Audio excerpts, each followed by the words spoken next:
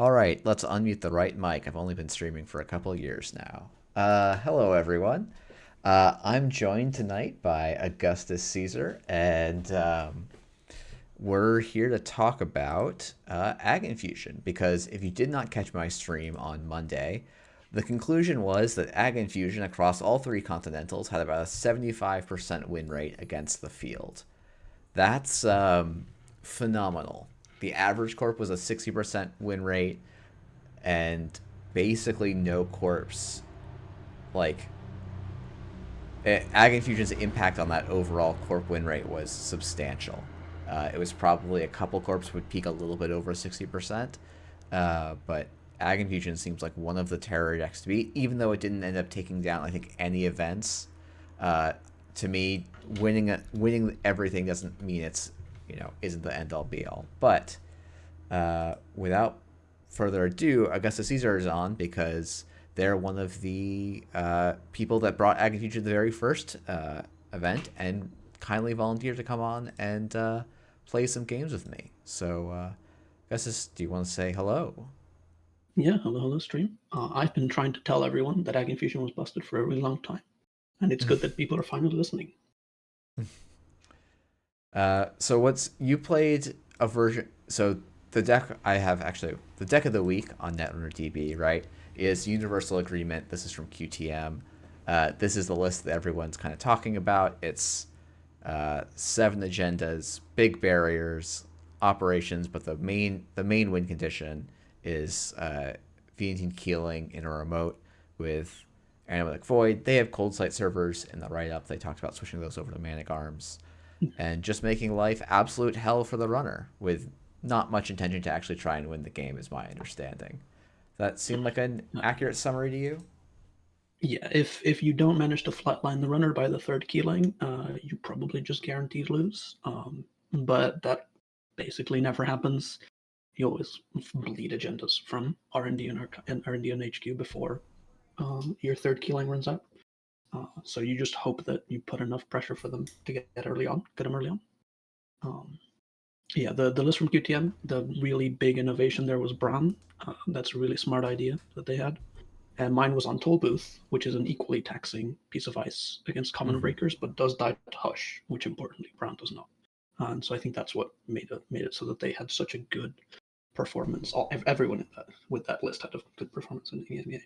Yeah, 21-3 is one of the best records that you can put up in an event of that size with so many people. So, um, yeah, so we chatted a little bit about trying to figure out what runner stuff should look like, and I think the starting point I'm going to go with is basically taking a Bankar Hoshiko that just won Canadian Nationals. That was running. It was running a Carmen, a Num, two Cleavers, two Unities, two Hermes, a Wake, and then just a bunch of stuff. And I cut the Carmen for two pinhole threadings, put in the second Num, filled with the slots a little, as kind of like, okay, is generic Anarch just good enough against this list, right? You've got Hippo, you've Yeah, got Efficient Breakers, you've got Bankar, so you have a lot of potential pressure on AgInfusion. yeah. You just see if this can do anything. One note that I'll make is that, well, I'll say this, that there's one thing in the new rotation that actually made this ag deck a lot worse than it used to be pre-rotation, and that is actually Hermes. You'd think, being a deck that never actually wants to score, we would be pretty good against Hermes, but a very important pattern against the ag deck that comes up a lot if you're on Hermes plus Pinhole is that if you ever steal an agenda, you can usually bounce one of the ice, protecting archives or whatever, and then your pinhole is live again. One of the big Mm. strengths of ag is that pinholes are basically dead against it, as long as you have one rest ice in every server, every central server. And Hermes gets through that. And the deck can't usually afford to put two ice, two unrest ice in each server. That's a lot. So that specific play pattern, I think, looking at the data, I don't have the exact win rate, but one of the best decks that against the ag deck was Sable, and I think it's exactly because most Sable will be on Hermes Mm-hmm. and Pinhole. I think my only loss at APAC was exactly against Sable, though admittedly, I think that game I just bled 9 points from R&D in like the first couple of turns. So that particular play pattern didn't factor in there, but yeah. And making the like bringing that that play pattern of Hermes plus Pinhole into a busted runner like Hoshiko seems like a great way to beat it.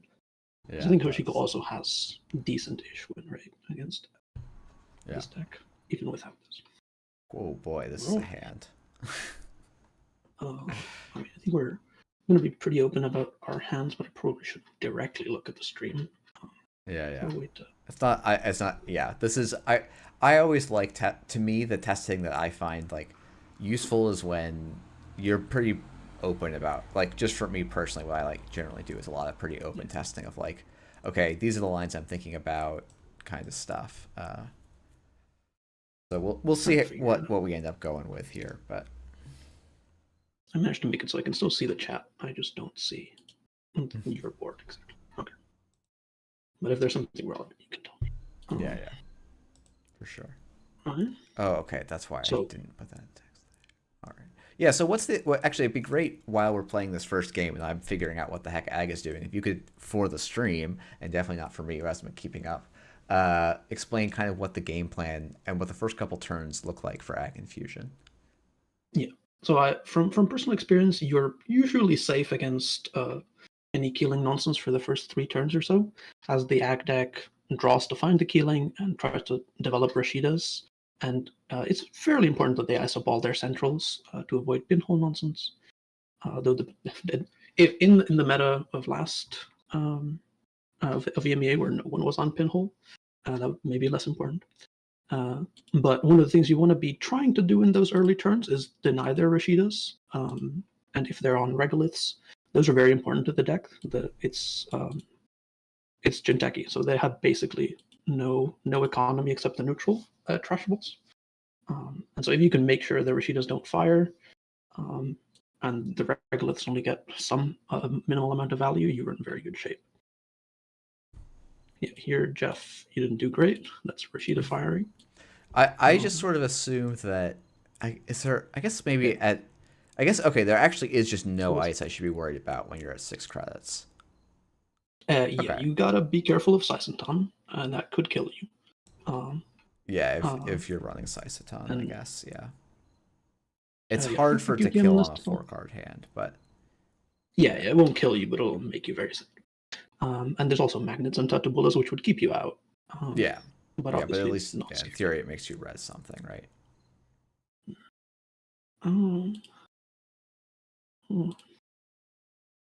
Slightly suspect order by me, but... and yeah, after they fire a Rashida, it's basically the only threat they have until they manage to find the killing. So now that the Rashida's already fired, you can just try to set up as hard as you can. And if your hand is bad, you can pretty recklessly check centrals. My hand's pretty good at the moment. Yeah, Eric is calling me out in chat for not checking that server 1. The reason I want to check that server 1 is my hand's just all gas of setup cards right now. So...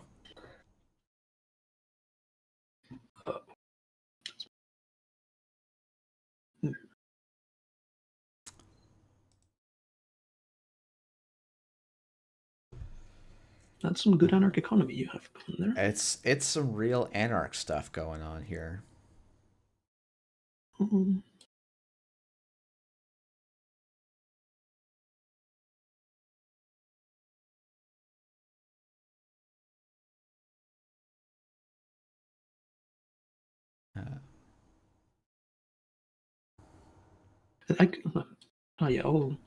I'll say that I did have a killing that turn, and I could have pushed it out.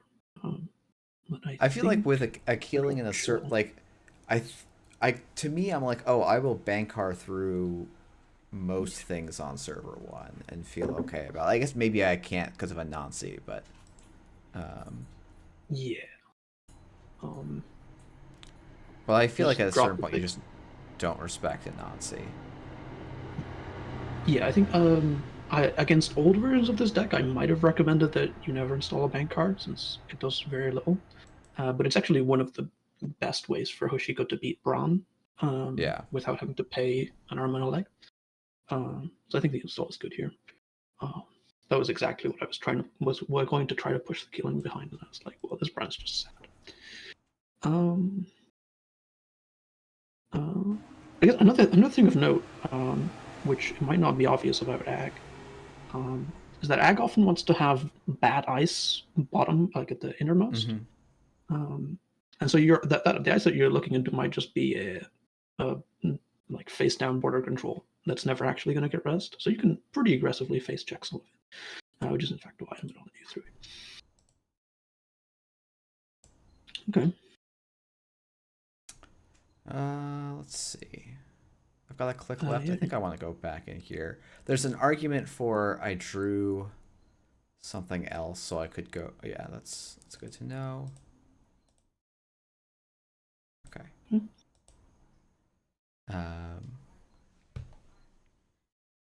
Okay. This. Okay. Let me think for a second. A couple of lines.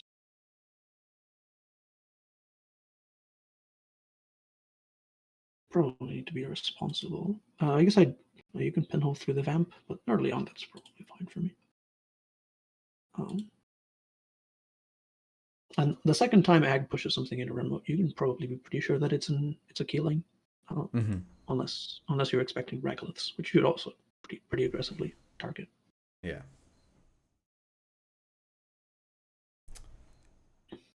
Let's see.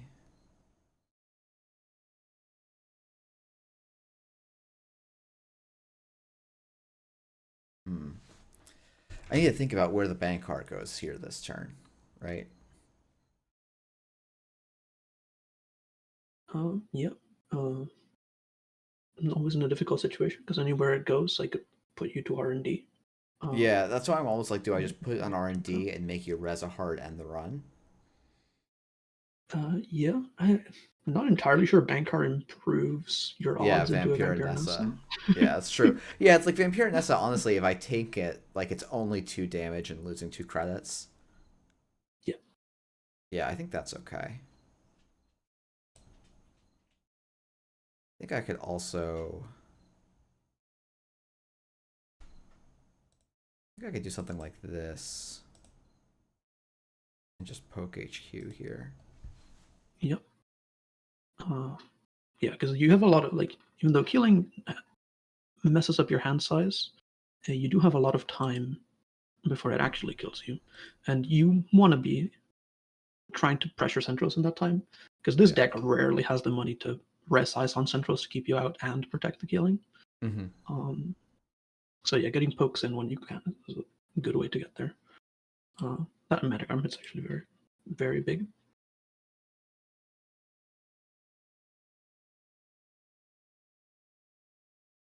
I'm trying to decide between run HQ and that, or versus like click for a credit for mentor. I think I've drawn through 10 cards. That is like about 2 agendas on average, and I haven't had a spin or anything to fix it. So the HQ run is somewhat valuable.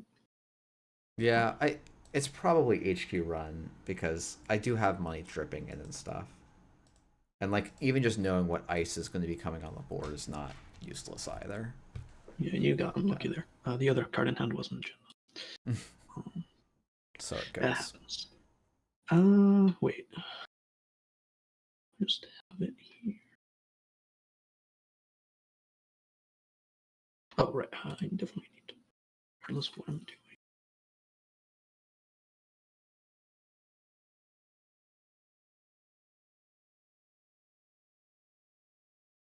Yeah, a lot of this matchup also is about like a bit of a tug of war of how much you need to defend the killing to disincentivize runs, versus setting up to defend killing better next turn. I think I have determined that you're not going to run it this turn with 7 or 6 money, so I'm just going to get some money going.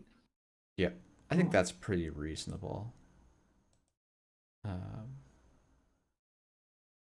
And this is one of the reasons why I don't like Cold Sight. Cold Sight basically demands that you spend most of your turns protecting the killing. Um, oh, this was the reason to push out. Trash, yeah, trashing both analytics is actually huge. I would need to spin those back. Oh Or yeah, the deck loses I a did lot of get its both. teeth. Yeah.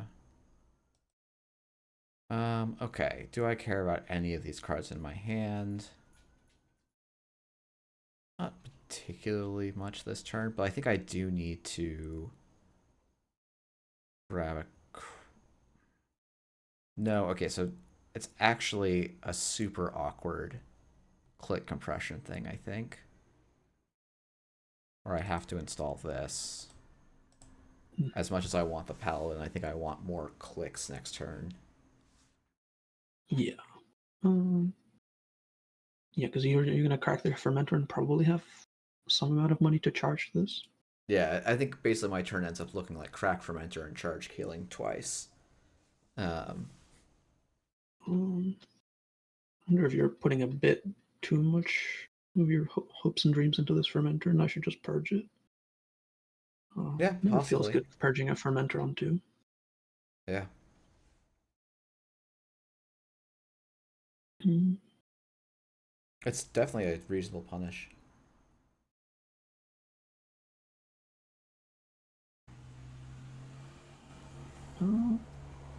Yeah, you've convinced me.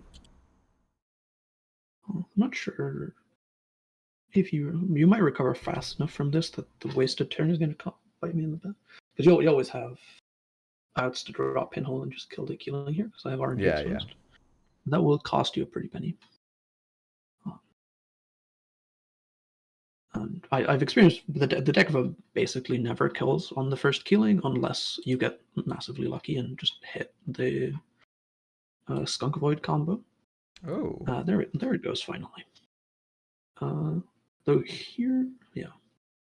I think what my Bacterial bounce does. is. Oh yeah. Bounce is pretty important here. I mean, you've told me what the ice is. I'm just trying to think what the order. So,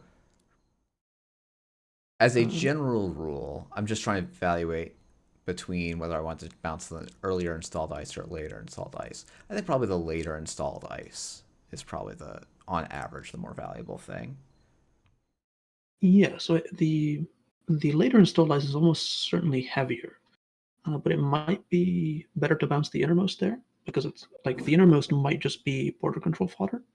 Whereas if I use an Anansi on the innermost as border control fodder, that feels a bit bad. But I think most, regardless of what you bounce there, and playing it back anyway and making me pay the credits probably good. Yeah. And yeah, but bouncing the innermost basically switches the order of the ice, which might be bad for me, but might just be fine. Yeah. There, so it's Chiraka. Man, there's a part of me that wants to just send it this turn, but there's not really a good reason to. You're on two. I mean, you don't. Your bank card is misplaced. I mean, I don't need it on HQ, right? I actually have Unity if I feel like I need to break. Oh, you have a pinhole that you're going through this fountain.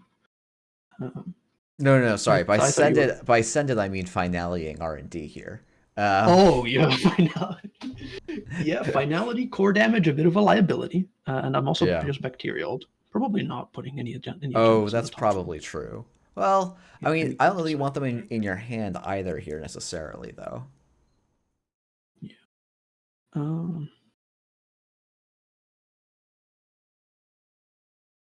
In the interest of time, I won't think too much about the bacterial. And hope I Yes. remember. I definitely won't remember. Okay. Just looking back, definitely do that. I'm honestly probably could have considered you sending into a vamp there. Yeah, it's. I don't. Yeah, maybe. It seems a little bit suspicious to me to send me into a vamp there, but I don't know. I don't know. Yeah, I would have maybe considered just running the killing server. If it's an Anansi, you still get to trash it, and if it's an Infernus, you probably would. So But I. still Oh, think killing's. I thought killing was 5 to trash for some reason. At 4 to trash, I would definitely. Yeah. yeah, Definitely you agree have to with eat Split. most things. Yeah, no, it's definitely was a bit of a mistake there. 100%. Yeah, spoilers. It's just a tactical that which would have not slowed you down in the slightest. Yeah. Um, Yeah, I guess if I'm gonna bounce there, I should at least try and get you to res, right? Because now I definitely have a little bit of a harder time. yeah. Here I am. I'm still leaving myself open to a pinhole, so you can just draw for it. Yeah. Okay. So I can install the num, paying 2 off of Paladin. We'll shuffle back Pinhole, Hippo, and Raindrops Cut Stone. Start the turn and see what we can get.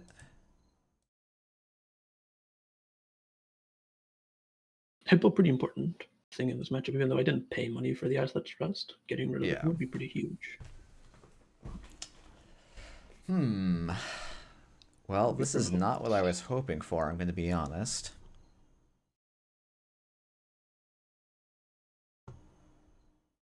Mm-hmm.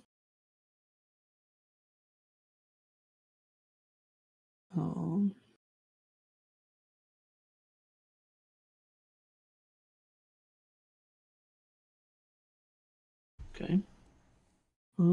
If you wait a turn, I probably just purge that fermenter and you're sad. Yeah, makes sense. I also need to have the threats credible to break a piece of ice and still be able to trash the Keeling, I think. I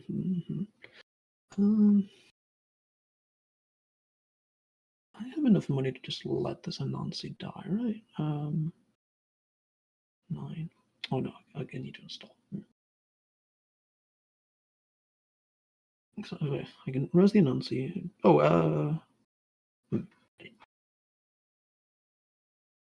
I think maybe I just get in here. Is the responsible play? Am I ever defending this Anansi from this Hippo? Okay, that's a good point. This Anansi is just getting Hippo because I'm not installing a fourth ice on that server. You can just have it.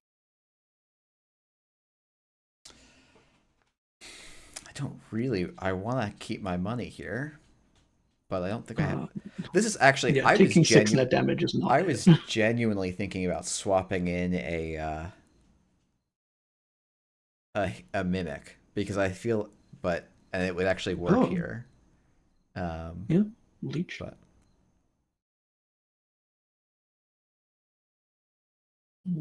are there any other big sentries that make you sad?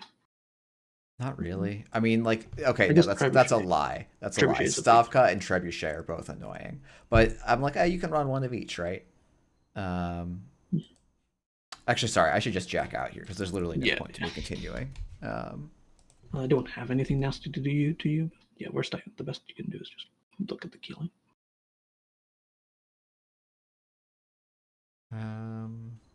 Well, yeah, we're both kind of yeah, you have to wait next turn, hope that this bank card lets you get through cheaply enough. I guess you have a couple.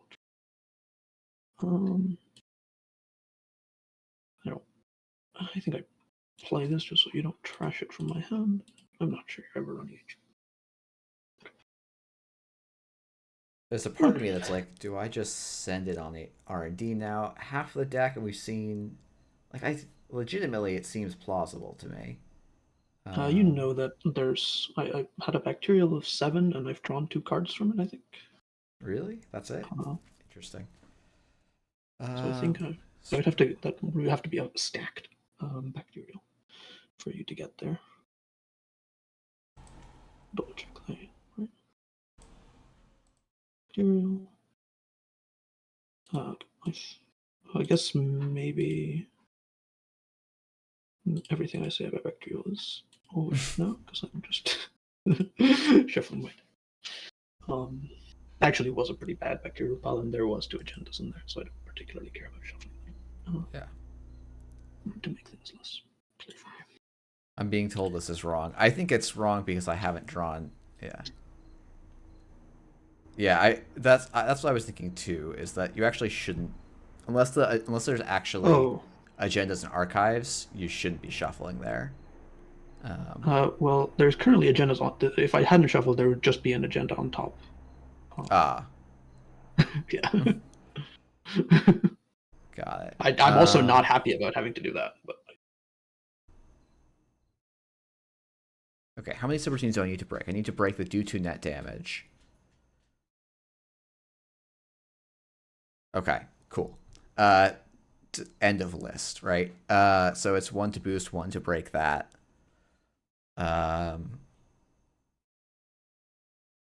Yeah, we're just gonna I have to send it here. I don't really have a choice. Yeah, I guess if you wait to next turn to send it. I don't get to keep this in between hands, so. Oh, you're at 0. Good point. Yeah. I'll let you know that you could have actually gotten into the Keeling. There's a Brawn Natatable in there, but you can just pay 3 net damage for the Brawn. I can't because I encountered the Anansi, and so yeah, it was already eaten. I was already eaten up. The Anansi was last turn. Where am I? Wasn't it this turn? I think it was. Oh no, it was last turn. You're right. That's a silly mistake on my part. I mean, it's not like if the eyes is face up and you know what it is. Yeah. But if you bank hard into it and it's a Vampire Nasa, you just die. Yep, and of course I draw the pinhole threading off of DreamNet there. So. Oh, also, I say you could have. Maybe I can just actually. Yeah, maybe you don't have enough clicks to do it through the Ag ability. You started with 3 and 1 card. So yeah, actually, you could not have gotten in. No, that's the thing. It's like I didn't have. I needed. Yeah. I think honestly, the purge of the fermenter is the game-winning thing there. Yeah. Funny that after having said that the first killing never gets there, it did. Yeah. Yeah. I mean, this is like I'm 22 cards in the stack and only seeing a pinhole now, but you know that's not like absurd. It's just a little unlikely. But yeah.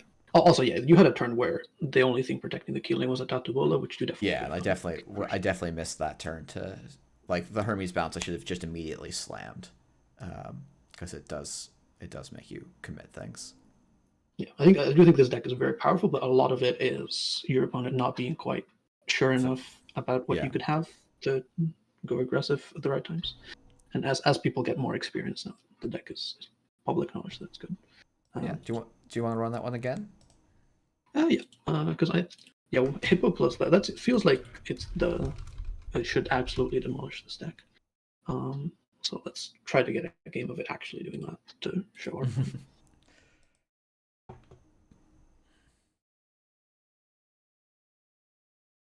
I'm trying to think if this is a keep against this deck. It feels a little. I don't know. I'm gonna ask Stream if this is a keep. They think. I'll also ask Stream. I have 0 ice, but a spin hole. Do I just hope? I feel like you play enough ice in the deck that you probably want to mulligan for at least some, right? Yeah. Be responsible. Like Spin Doctor to draw 2 cards and hope that their ice is just kind of it's not that much. Like you have to have really other. Maybe it's if you have a bunch of econ cards, you're okay. But like it's still gonna be kind of slow, right?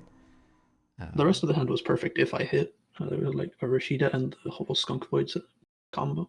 But if I don't hit, you just go and trash all of those cards from HQ and Mega Set. So I'll play it.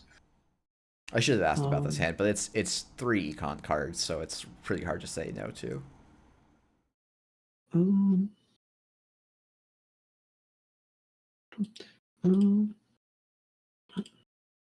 Let's do the thing again. Okay, let's see if I can play the correct. If I can play the correct line this time. Yep, it's actually so -3 for me. But yeah. Not rewarded with a Rashida trash. Let's do the small optimization. Sure.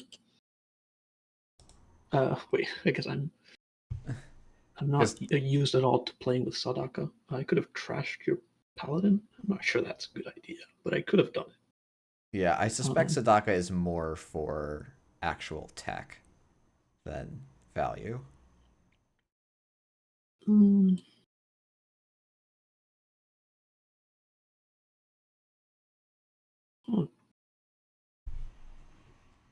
I'll just fend all central. That's usually a good thing to do with this deck.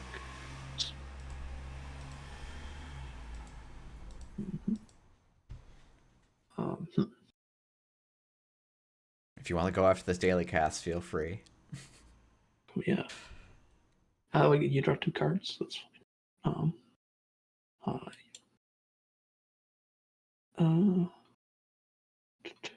I will keep those.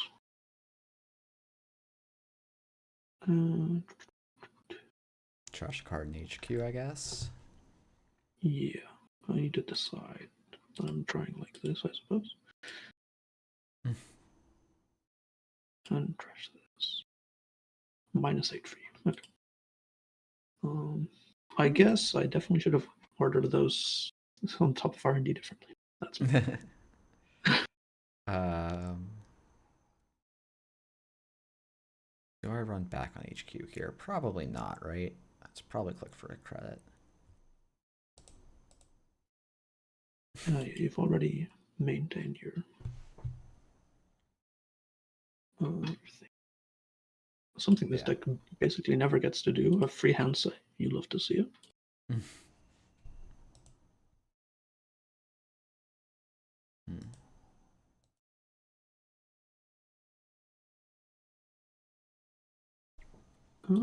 Makes me pretty happy.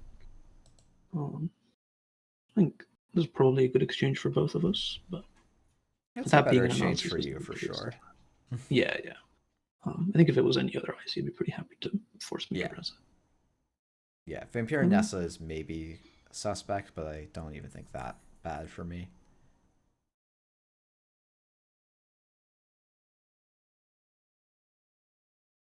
I'm gonna draw a card. That's how Anansi works. No, thank you. Do you like the thing on top of R&D? I left it there especially for you. I forget what it even was at this point. I literally saw it and didn't immediately fell out of my brain. Yeah, I also forgot, but I can tell you when I draw it. It was another magnet up here. Oh, yeah, okay. Magnet's a bit flimsy. I guess it costs you 3 even with a Unity. Yeah. Yeah.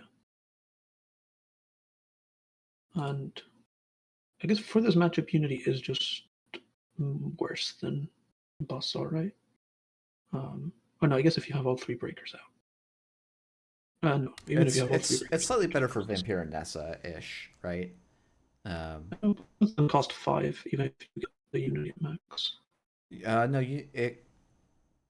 it's true, but it's true. It's true. Yeah. I'm sorry. I'm thinking about my last action here. Probably that was killing. I guess unless it's Rashida. Yeah, it could have been Rashida, right? Do this. Okay. That was making me a bit sad. Do I?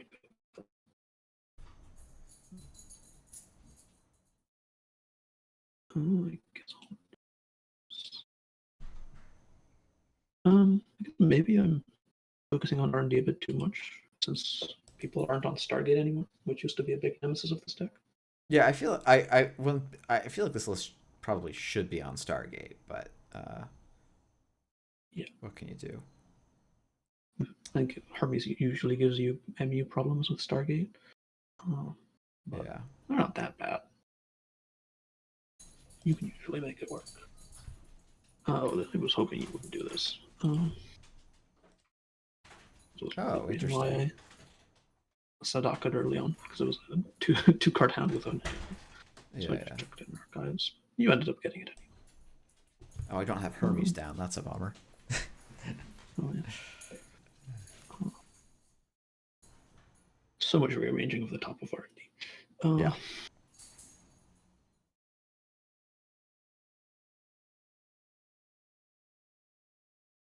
I definitely forgot to pop my Gachapon, but you know what? We live and we learn. Oh yeah. I guess if that's a fermenter, you'd lose a counter thing here.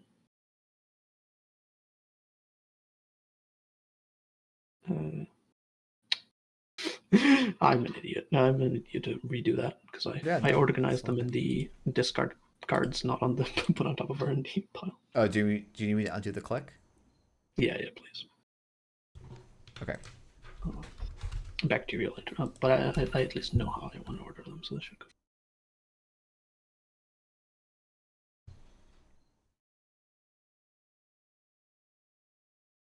All right, there we go. Arrange, and don't discard all of them. And just come on top.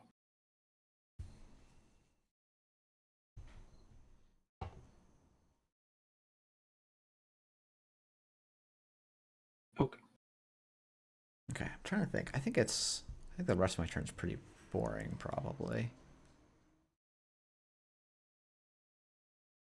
You eventually need to find the money to get at this killing, but you have some time. Yeah, that's basically what I'm trying to do the calculus on right now.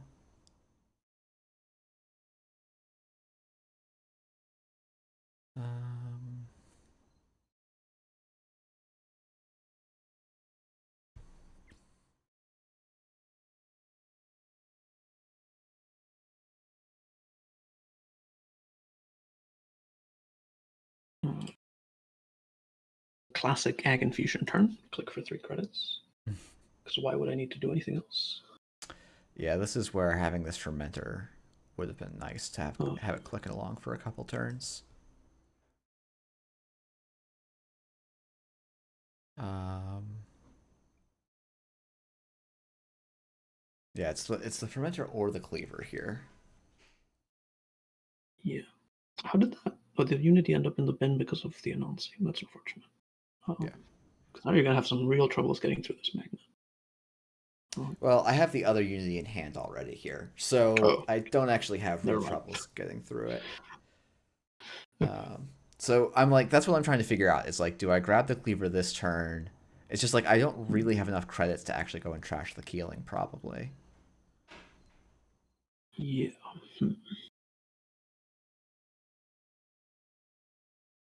But I guess I need to be threatening to actually get through a barrier here. Yeah, the fermenter is 6 money. Yeah, I think it probably has to be the cleaver. The fermenter is a bit too slow to help you with the immediate problem. And this is why the deck is so powerful. Like with an early killing, it forces you to spend resources inefficiently, or die to it. And then the second one usually hits you after you've expended all your resources. Well, I'm just never punished and top deck a cleaver here, so yeah, you can just be the best. That does win games. Yeah. So okay, so it's a Vampira Nessa on HQ. No, I think. That's true. So unless you just happen to guess right. No, because I saw it as the single. You look. I saw it off of R&D, I think, when there was no cards in hand, something like that. Yeah, that's correct. Boy, this is a weird turn. It's like I could just pop Fermenter for 4, install one of the 2, and it doesn't feel great. My hand size is down to 2. Yeah, I think primary concern should be either dealing with this turn or making sure you have enough money without that fermenter, in case I purge you again.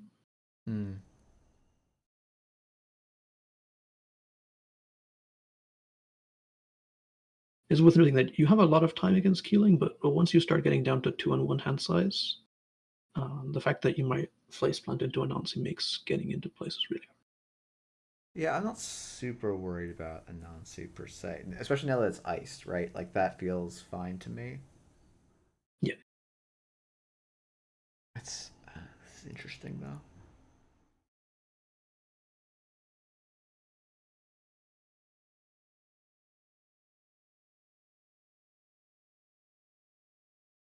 Yeah, I think if you didn't have Unity Cleaver in hand, I would recommend that you charge this probably. I mean, I feel like losing your breakers probably sets you back a bit too far.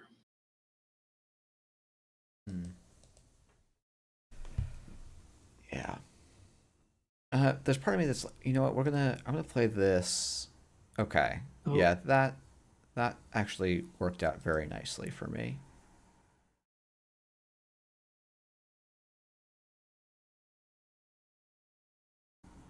mm,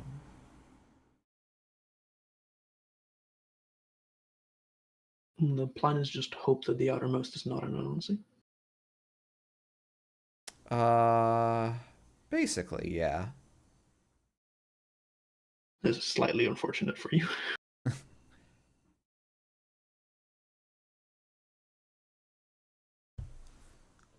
Uh, I also have a little bit more time here still to do annoying things. yeah, I I guess you're Hoshiko, so if you can get an access, then you start on 2 cards. You can draw. Okay. Um, you're still fine to go through an anansi, though obviously not if you back card. Uh, deliver the bad news though. This is the one downside of letting the healing cook for a bit too long too, Yeah, yeah. because then they get to set up upgrades.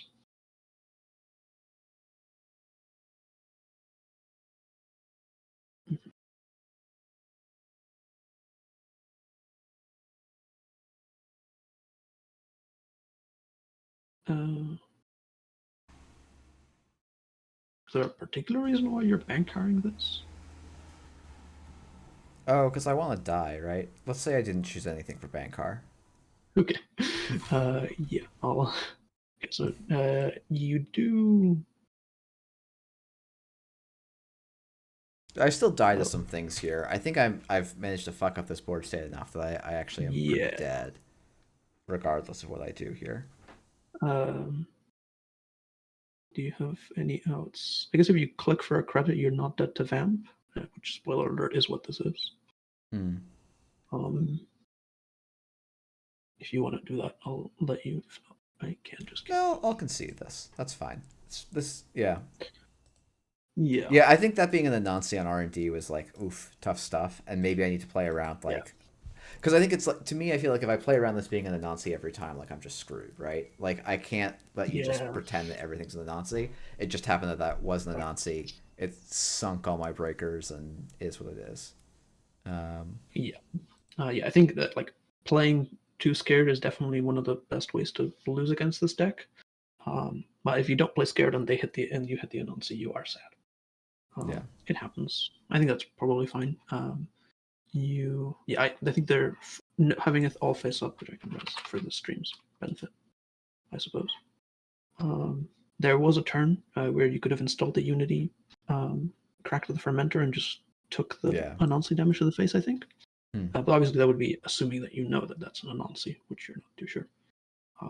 If that's a Brawn, it's pretty bad, since they get to install an ice for free. A Yeah. lot of nasty forks this deck puts you in. Yeah, for sure. Hmm. Interesting.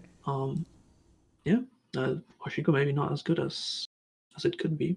I think, yeah, when I look at this Oshiko list, there's a bunch of stuff that I'm like, some of the stuff seems not quite right for if you're worried about this matchup. I want to try Lost Geeks Arasana just to see how that Yeah, feels. yeah, sounds good. I think specifically Carmen doesn't against Anansi. Carmen isn't that much better than Num, and it didn't Yeah, happen it's to matter in any of those games. But Num is yeah, really embarrassing against Saizentan, which is a big liability in the matchup. So if you're spending your influence on breakers for Ag, I'd probably suggest that they are Carmen's first and Unity's later. yeah. I think Um, that's though, I feel like that's if you're worried about Saisaton. I'm not convinced that Saisaton's that well set up, but you know, you've played the deck more um, than I have. I think it tends to be a bit memeier oh, than warranted, but I have been you're the speaking as though Ag there is guy. Saizentan in this deck, and I didn't draw them because there is no Saizentan in Skip DM's list. Okay, that's fair enough. Yeah. Um, It's like it's an expensive hit card limit. that sometimes doesn't like maybe people are too used to the Begalter world where like it is just a one Yeah, credit to break kind of thing and people yeah, will that's pivot back to it, sad right? times. Um, Yeah, I have it in my decks because, well, specifically of the interaction against Noom, which I think is like probably reason enough to play it over Anemone, but what do I know? QTM did win without it, so maybe it's good fine. So if there's no Noom in the deck, my only sentry is Noom, so then you don't actually need Carmen for anything. Yeah. That's fair enough. Okay. I was looking at the list and you want me to join.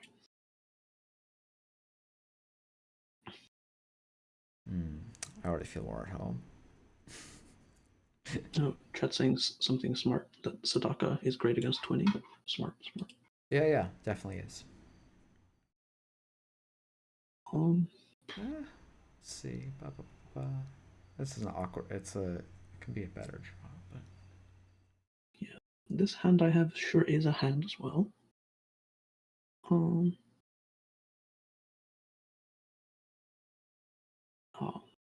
Yeah, and I also agree with Satuk that Unity is a bit suspect generally. It is like, in my eyes, specifically a tech card against Velton Tau. Because everything else is hyper set. I'm not very high on it either. I'm playing it because, again, that's what the deck was playing, right?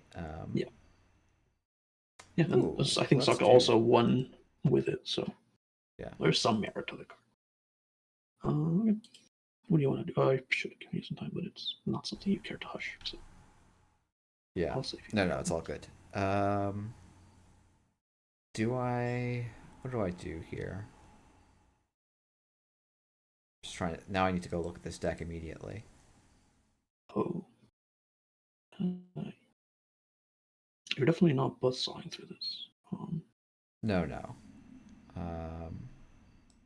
Slap Vandal saves you one of these bad things from happening. Presumably the net damage. List even on Slap Vandal? This is like one of those things where I'm like, I'm very dubious about this. Yeah, it's almost at this point. Yeah, no Slap Vandal. This is basically Lost Geek stack that he piloted to 16th, I think. So it's regular suites in Ngolo, a Gauss, and Ika. Then it's got 2 Palongis, a Pisha Sao, 2 Pisha Saos, 3 SMCs, Hermes, like. I was going to ask what Arasana's doing in this deck, because the one thing it does is let you. Pisha Sao is like the big thing, and then like if this isn't like a wreck my entire deck, this is where I'm like, oh, having a single Slap Vandal, so I could slap down the SMC that's in my hand, pop it, get the Slap Vandal, break a thing is not terrible for me here. But in this case, I'm just going to let everything fire. Yeah, I think in this case, SMC 4 Slap Vandal you probably don't do. Paying 4 to avoid 2 net damage isn't ideal. Yeah, no, it's definitely not ideal, but if you run into something like what is more scary? Yeah, probably not an ag. Oh yeah, that's unfortunate.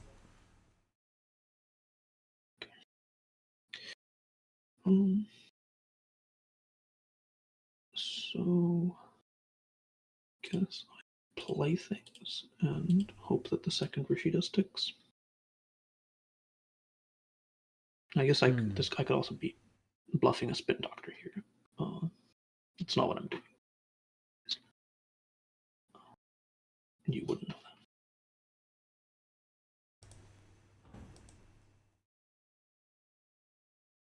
Yeah, this is about as rag Arasana as you can get. as the chat is saying.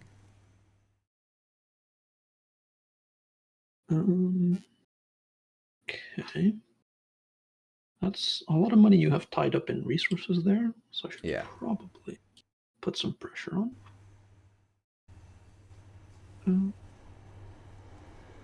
If you have Pinhole, you don't even have the money to use it really, so I'll ice up archives later. Yeah, I wonder if I'm supposed to. So I have the Pinhole, and I'm like, am I just supposed to blind Pinhole here?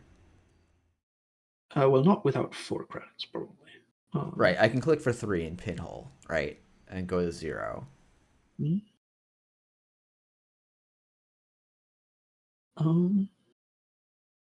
That is a line. I It's not a line I love, Uh, especially when I have yeah, this line. yeah. If you have a Hermes in hand, I think. Have I explained this to the chat? Yeah, yeah. I explained the Hermes pinhole interaction, so you can just bank on there eventually being an opening for pinhole.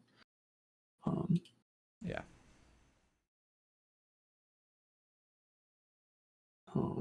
I will now be responsible. Okay. Okay. Let's see. So I'm going to.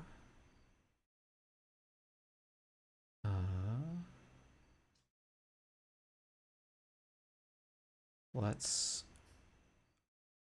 overclock HQ here. Oh, actually, sorry. I'm going to click for a credit first here. Apologies. Sure. Oh, right. Wait. Um,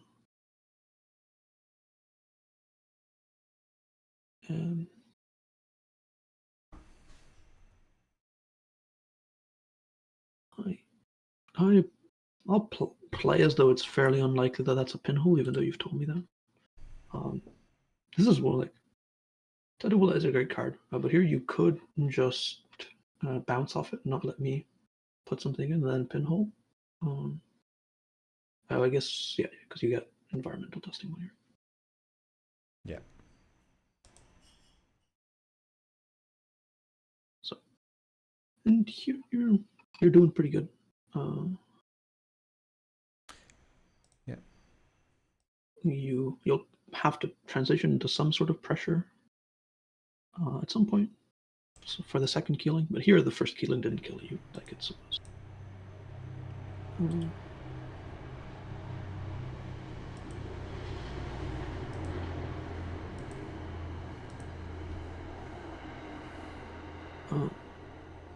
Second killing is probably important enough that I will just draw for it like my life depends on it.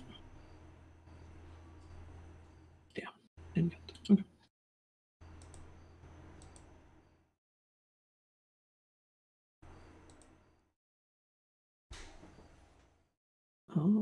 Is a lot of money. Okay. And we're shuffling back. Keeling and Rashida makes sense. And also the agenda that I put on top. Not sure. I still don't have a good intuition for how often you're supposed to put agendas on top with mindscaping, because no one checks that anyway. Yeah, I feel like pinhole, so I'm much more likely to run HQ than I am to run R&D here, so definitely seems like a thought. I don't know how else to place this list. It's got so little draw. Yeah. Oh wow, we got a whole extra turn. Yeah. Once you deal with the first one, the second one, I haven't run the math, but it usually takes a while for the second one to be found. Yeah, razzing this just makes me weak to pinholes, so I'm just letting you through. Nothing to hide here.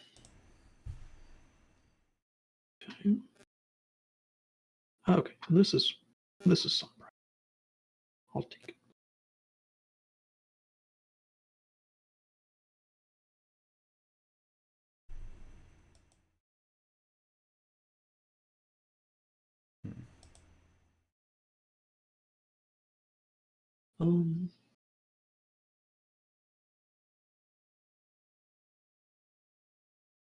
Okay, I'm just looking at this.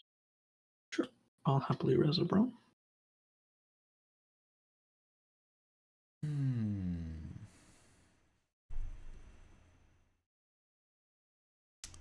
That's Seems like that's an expensive server, especially with an upgrade. So I probably just click the ice install and. I actually don't think I do. You're just saying you're never getting to this server. I'm never getting into this remote, so I don't care about the brand subroutine firing. I care much more about like having a click to run HQ or run archives here. Yeah.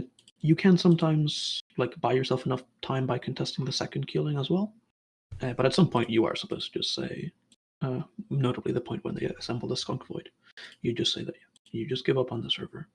Yeah. And that's fine. It didn't line up too well for you because there is the killing. So I guess now I just need to. Having just said that this deck doesn't usually have the resources to double iSolver servers, I might do that in this game. Um,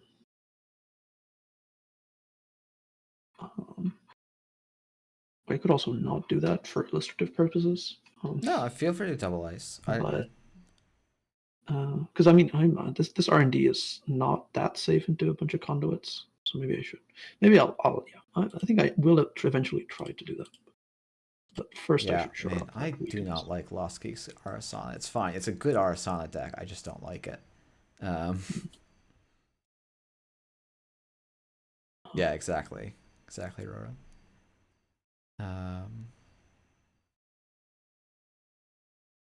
Okay. Lost Geek is also not on conduit. Oh, that's unfortunate. I guess yeah. I would still be playing as though there was one. Yeah, yeah. I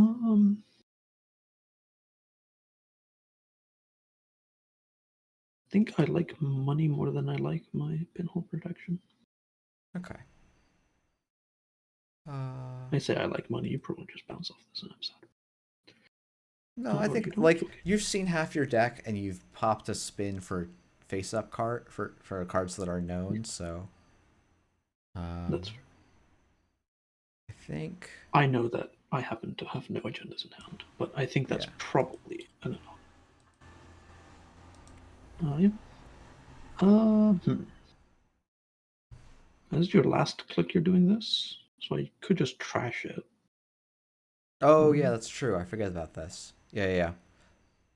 The only way to avoid that is to put that on face-up ice. Yeah. You can take it back. I don't mind. Yeah, if you don't mind, I think that's just yeah. Let's redo the run and yeah, I have to do it a slightly different way. So yeah, we'll just run HQ. This is also why Arizona is pretty good against the Cuban strategy from Ag is fairly good against Cuban Arizona. Yeah, am I on Hush? Oh my goodness, Lost Geek, what the F is this list? No hushes poor either. Geek is gonna find. I'm like, because honestly, like hushing this Tarubola is potentially game winning for me here. Yeah. Because it's now a one cost like entry point. Like, ugh. This deck does play like 3 programs. It's absurd. And it's still running environmental testing for some reason, which is like peak Lost Geek. Did you forget to res? I did forget to res. I can do this, right? Yeah. Okay. And now I just try to assemble enough money for all of this ice that I've put in here with a little consideration for how I was going to pay for it. Okay.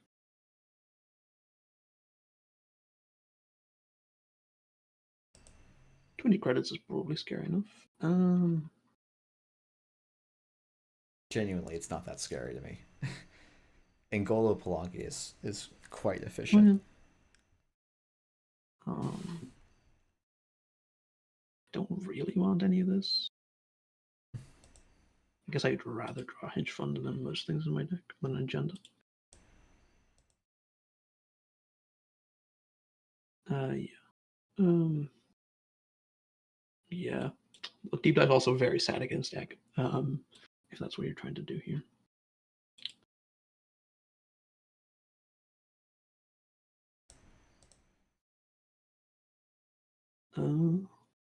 Cancel. Cost you a bunch of money. And Thinking here.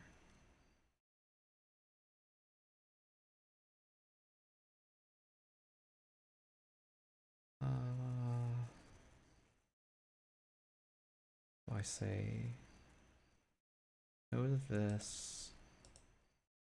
Make you a barrier. We install Pisha Sao. Oh, I meant to make that a code gate. Apologies. Yeah. 1, 2, 3. Good.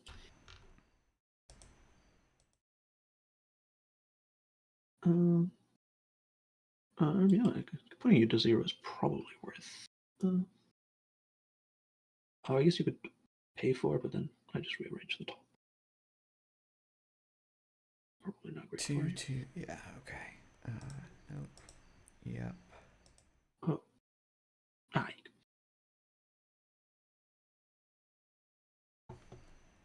I guess I'll put you to 1 instead.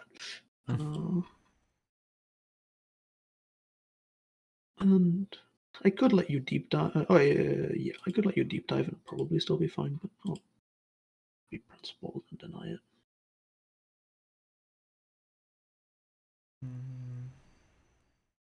I do want to try and get a top. I was hoping to get a Creative Commission last click there. Or penultimate click, obviously. So this is Braun is 7, right? Same as a non-C. 7, and this is 4 for an eagle, right? So it's 11. Okay, you get 11 credits, 16 No. credits before this killing kills you. Oh, probably before killing kills me, I think. But God, Lost Geek. What is this Arsenal list though?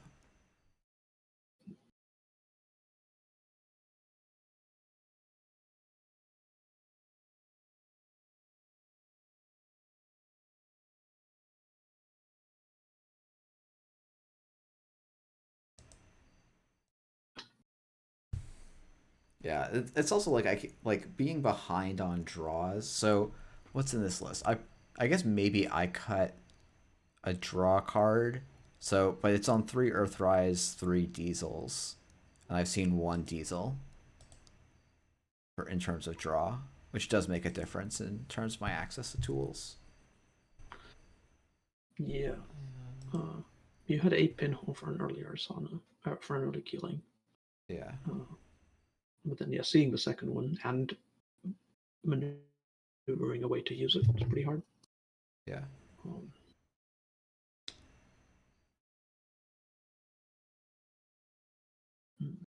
I also wonder, you did just pay like. Yeah, I'm supposed to not pay through that brand, right? For... So it's like, oh, if I actually just run server 4 or something like that, but yeah, that's what was my thought. So you probably had enough time. Like if you hadn't let the Braun install something. A Anoetic Void, like, I can't touch, right? That's why I'm going for. Yeah. That's why I said, oh, that's an Anoetic Void. That's sufficient to keep me out of server 1, basically, because it's there's no efficient breaker suite for this, basically. Yeah. Right, you spent 13. It's actually a manager, not an Anoetic, but is right. But I can't know that, right? Like, it's equally likely, and finding out which one it is not like I lose the game if it's an Anoetic. I probably still lose if it's a Manic Armor, but maybe don't always. And I have better alliance like going for deep dives, I think. So I probably don't need my money.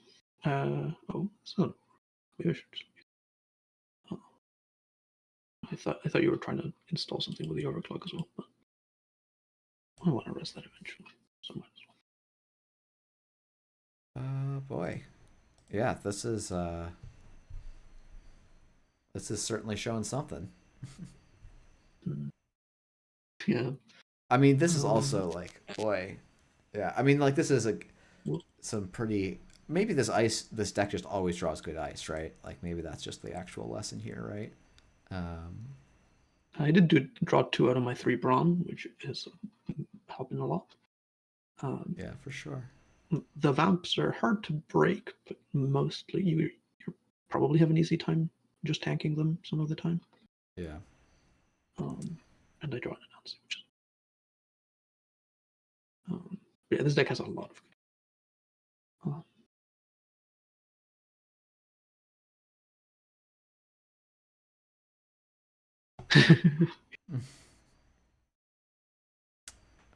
let's see. What card is most valuable here? It's this one.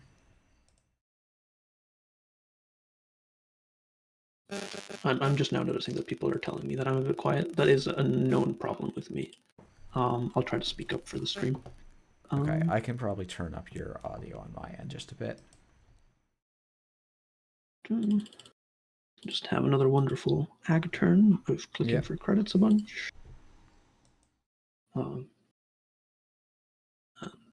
It seems difficult for you to get 7 points in one turn. It does seem difficult for me to get 7 points in one turn. Yeah. Yeah, just hit something off the top of R&D and then 2 off a deep dive. Yeah, something like that. I'm not sure what your. I guess you just have. Oh yeah, no, you can't hit 2, right? Because I have the ag. No. Yeah, we'll have to look at the. Did I really do it again? Jesus. Oh. Yeah. Caeser definitely making a good point that my credits definitely do nothing in this board state. I was just wasting a turn. And Perch would have been way better. Yeah.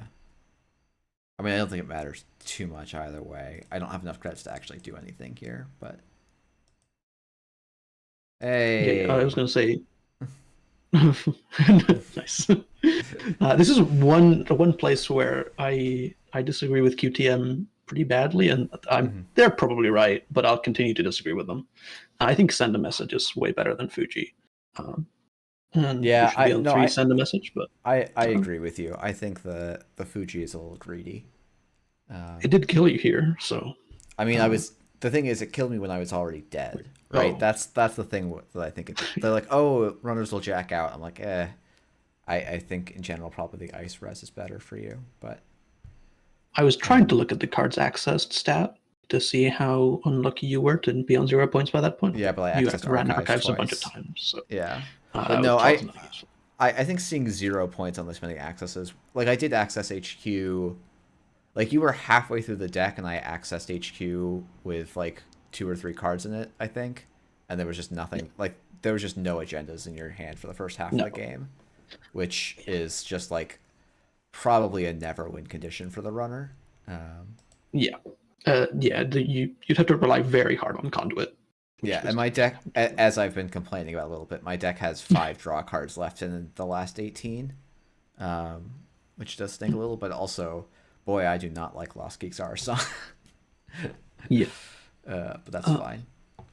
I'm actually... Yeah, if you're looking at some Hermes Shaper into this specifically, you might want to be on Turbine. Yeah, the Turbine Latless seems like the way to do it. And like I think you can also just do Turbine, like Turbine and Golo, Gauss, Ika, Pisha Sao seems 1, 2, 3, 4, 5. Oh no, so you don't get to have the Pisha Sao then, but like that's fine probably.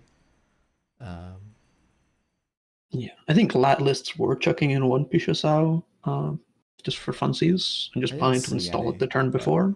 But maybe I hallucinated it. I think I'm not sure if this is an open deck list. I definitely played in a Continental against one such lat. Yeah. Yeah, that seems a bit maybe ambitious, and you should maybe slot in a Hana or something like that. That's more consistently letting you do nonsense. Or just deep dive for 1.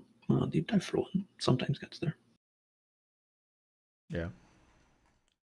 What am I trying to do here? Oh, I get to get the Shirk Gambles in already. Okay, great. Hey, Voltaic. Let's go back to this and find 2 other cuts. It's probably this and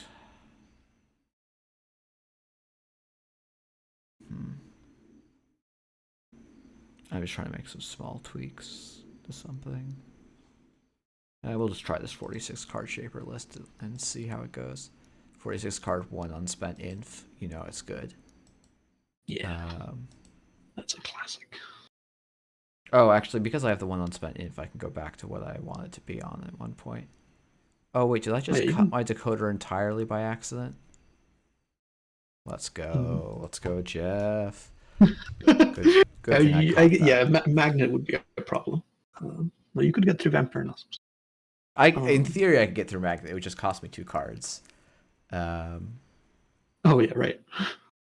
That's a sad interaction. It sure is. Let's see.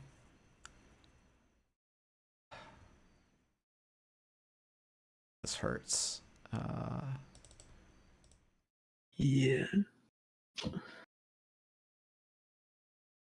Okay, we'll try the boring version with no kickflips, and then I'll put my kickflip cards back in. Yeah, this deck seems like it'll struggle for money a bunch, right? You're just Yeah. hoping that urban credits get you there. Um,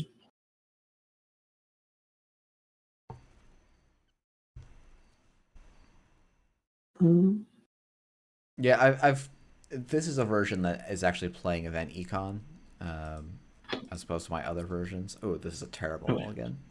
This is approximately the worst possible mulligan. I don't have a Rashida turn one, which is very unfortunate. Um, I would, I wouldn't be Trust. surprised if we play a bunch of games and exactly the ones that I don't get a Rashida off, I lose. Oh, so you're playing a corp in 2023. That's a good point. I mean, actually, so that's actually one of the reasons I really like the op list is because I probably fired Rashida 3 times and still came in second. Like, it does about as much bullshit as Rashida can do on its own. Also, extracting tithes for Rashidas. Great Yeah, fun. that's also a thing you can do sometimes. We're gonna throw off all of these endgame access stats here.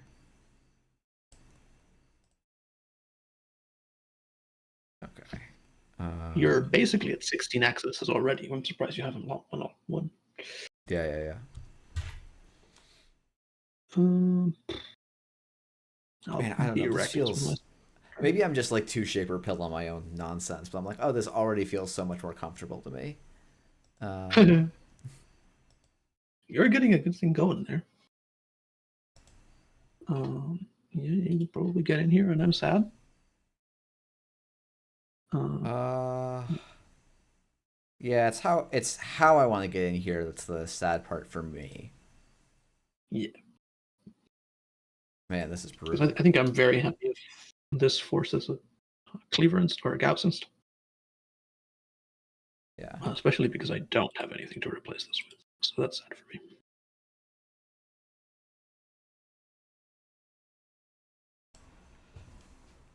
Um, Um, um,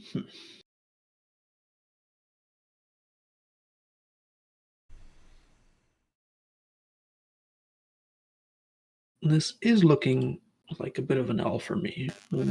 Things are just not lining up. But yeah, you're definitely having some the deck is struggles here. fairly resilient, so you'll have to put on good pressure from here, but you should be in good shape. Yeah.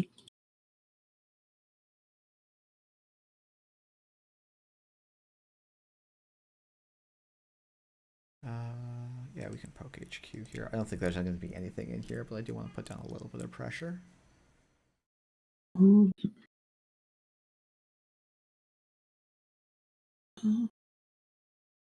can just value vamp you. That gives me something to ag you into. Sure. I'm not sure I actually like that too much for you, but we'll see. I could be wrong.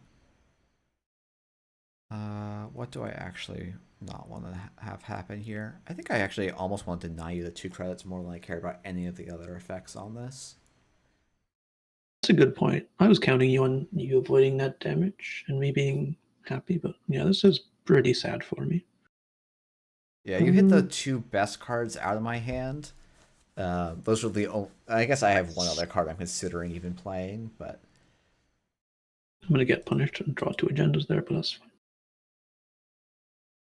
I will just draw again.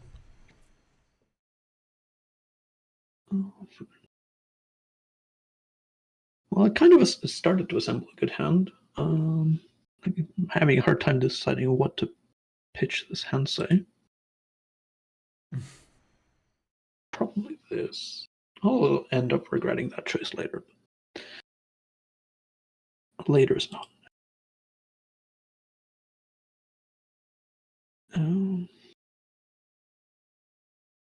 hmm. Dust Magnet asking, has there been any value in Slap Vandal Poison Vial lists? Not that I've seen. I think it's just asking It's just asking for too many slots mostly. And Poison Vial has a lot of influence if you want to have it consistently.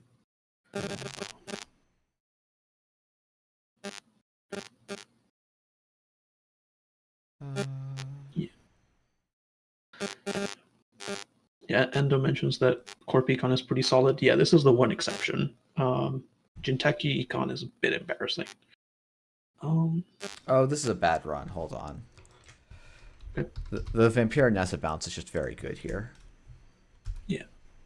Yeah, this is the very annoying thing about AgInfusion at this point.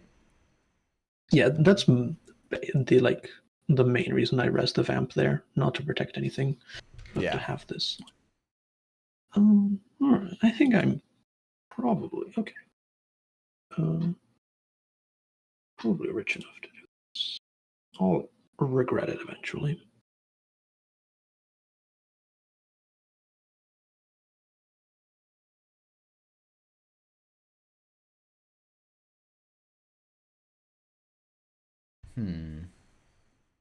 Which thing do I want here? Probably the Buzzsaw.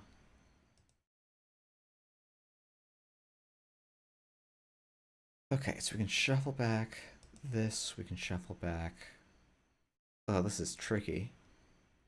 Oh, this is really tricky.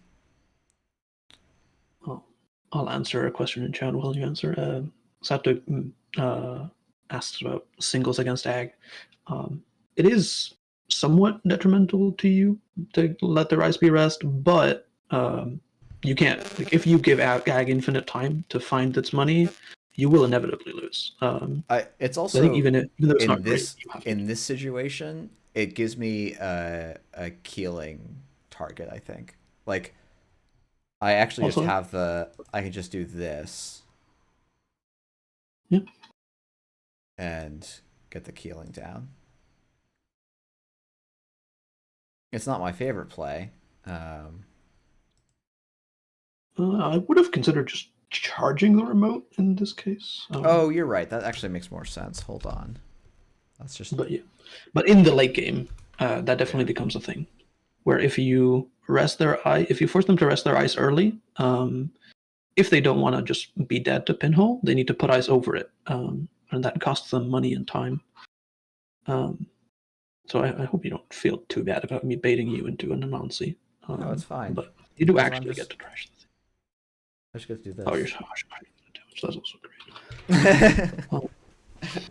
great. I have one in the bin too, so that this Anansi res is a little suspect, but that's a good point. I actually, I think I'm still happy to just rearrange the top. potentially, or see that the top of my deck is really bad. Yeah, you didn't have anything to try. Oh, I guess you could sacrifice the slap vandal for a hush from the bin. That's fair. Yep. Yeah, I mean that slap vandal is not doing anything for me now, so that's what it's gonna do.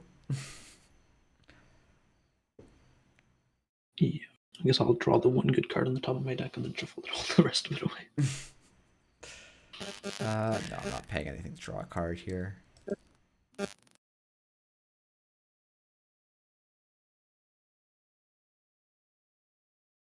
Oh, yeah, the second hush is a big punish because I was counting on that 4 money a lot.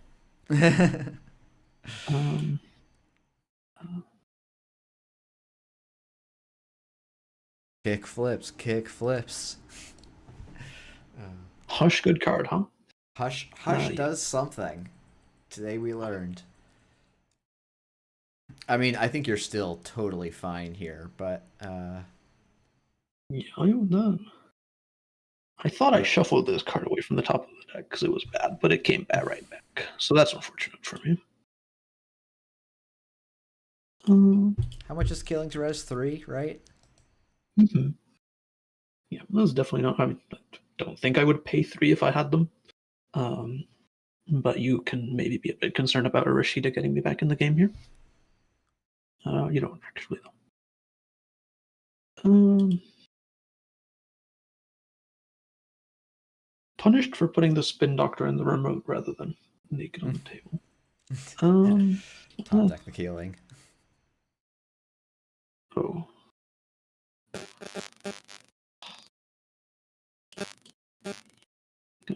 Yeah, I'm fine, I swear. Mm. Can I trash this deductible and have money? Could.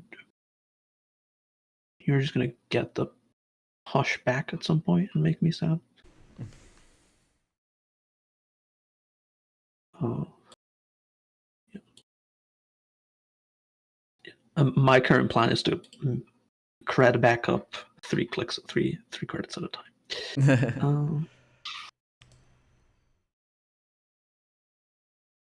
This is where I prefer regoliths to the subliminals that the deck is on. Yeah. But they're good in different situations. It is what it is.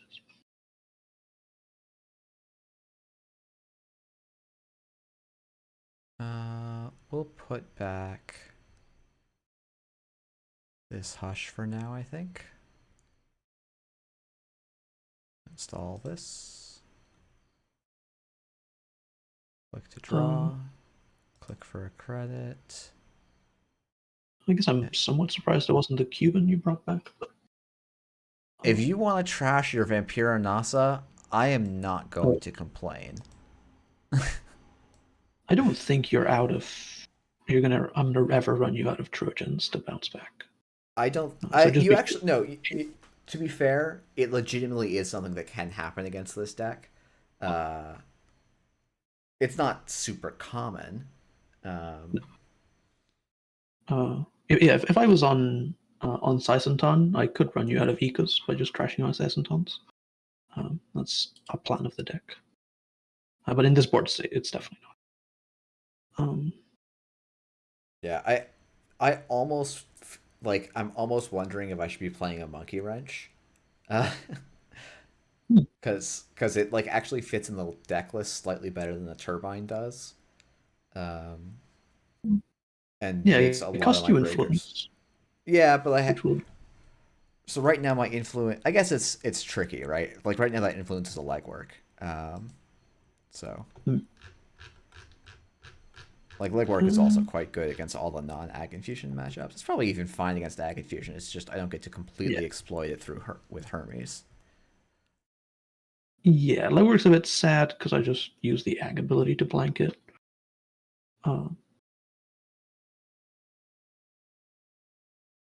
Haven't checked my remote the last 2 times, so why would you do it this time, right?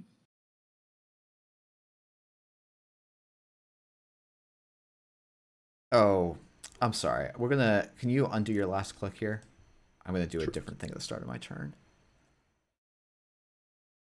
Oh, okay. Apparently that's not working anymore. Maybe I can do undo click. Yeah. Oh, right, because it's my turn, so I can do the undo click. Yeah. Indeed. I think. Oh wait, actually, I think I'm short on credits if I do this. But. Oh yeah. Also, I don't know if Janet's stupid about this. Should I have waited to end my turn before this? No, it did it right. I thought, did I just remove all my coupons from the game? Really? Sorry, I'm gonna look through. Did I really go down to 2 like a coward? Oh no, I have 3. Wait, what? There's one installed in the board, and 2 removed. 1 removed. Oh, 2 are removed from the game. Oh, well, that makes my play make a lot less sense then. Okay.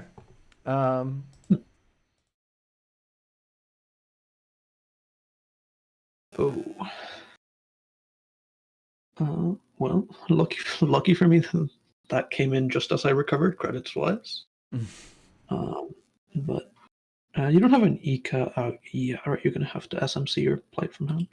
Okay. I just showed you an Ika. Oh, did you bounce it back? Yeah. Oh yeah. Oh, you installed it and bounced it back.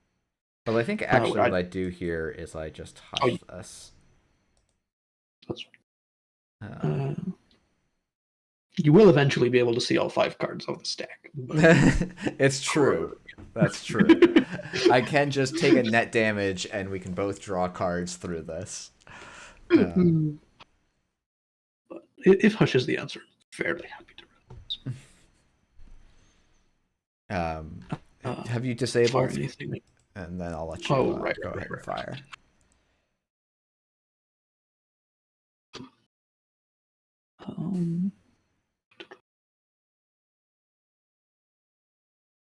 Okay.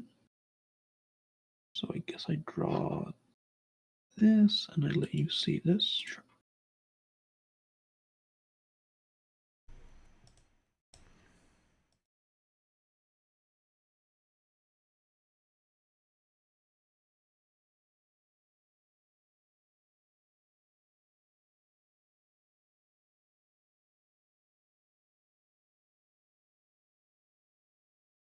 I'm supposed to click on continue to. My bad. I think it makes sense to let me see that. It's a good card. I think I just do this. I really don't want to res my Kaling here, but yeah, you're just gonna go trash it eventually.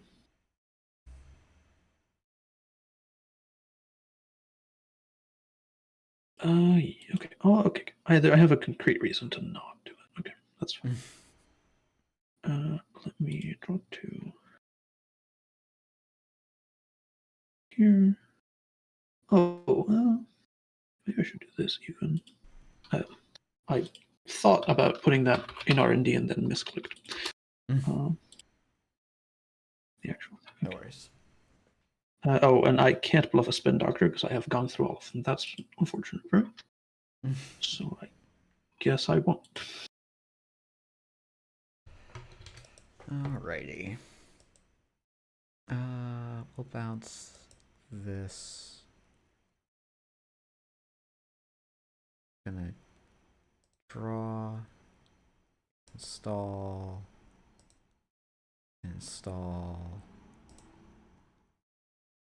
gain a credit, and we'll ditch that. Okay. Now I have enough stuff to rest this, so Okay. one more. I'll ditch a diesel here.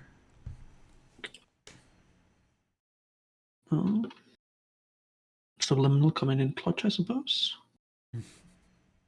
And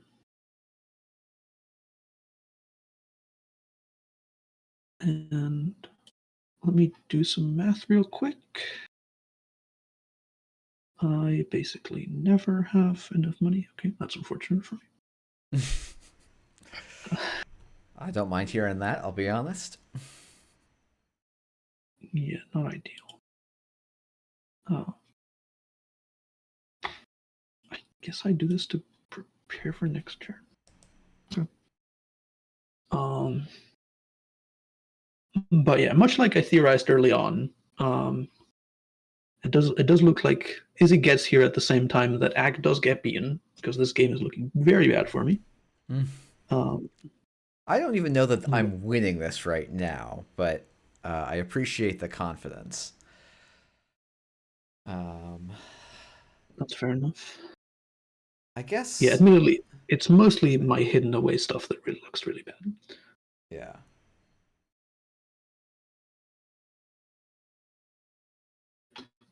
So it's like, okay, I have a bunch of lines here, and it's figuring out what the heck is the right line here that's very difficult. This is also where I'm really mad that I included like so many laundry scandals and creatives and no environmental testings, because like an extra couple credits here would be really nice, and there hasn't been pressure on me that would stop me from firing environmental testings. Yeah, would be very good here. Whereas, laundry probably gets some money here since you want to be running anyway. But yeah, I guess I can just do this really boring play, but it's definitely correct, which is yes, you not going into my upgrade. That's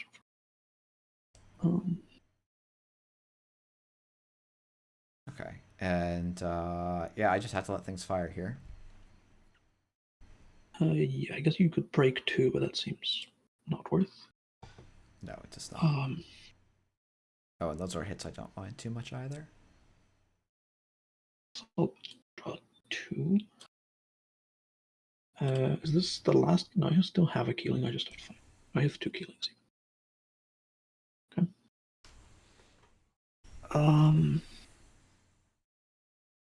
Yeah, one of the reasons I'm actually a little skeptical of Buzzsaw is that it fires against, like, there's enough 4 and 5 strength code gates, or this and Mick, like, make me really sad. And there's not really a good, like, paying 3 on Buzzsaw is just not a thing I can do. Yeah, Finesse is not too embarrassing, right? It's 5 to break, which is the same as most breakers are on Anansi. Yeah, it's true. Mick, I guess, is the same math. Why Yeah, Buzzsaw over Unity? Because breaking Magnet for 1, and I had an influence left over. Cat, that's why. I also, like, in general, I think Unity's not that great right now. I think Unity's pretty you're also marginal. on Turbine, or you didn't put it in? You just No, have I'm not on Turbine. Oh, okay. This is just good stuff. There could be space for a Turbine, probably, but Um, Euler is definitely a thought, especially with simul chips and stuff.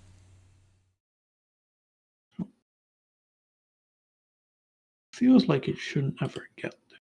I guess if I do this and just hope.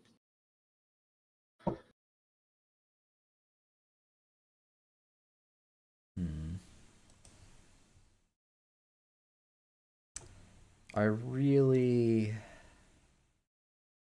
Also, breaking virtual service agent for 1 is also pretty huge. Yeah, VSA for 1. The most things that aren't Unity break VSA for 1. But yeah. I think all of the Anarch, all of the other Anarch ones don't, which is sad. Yeah.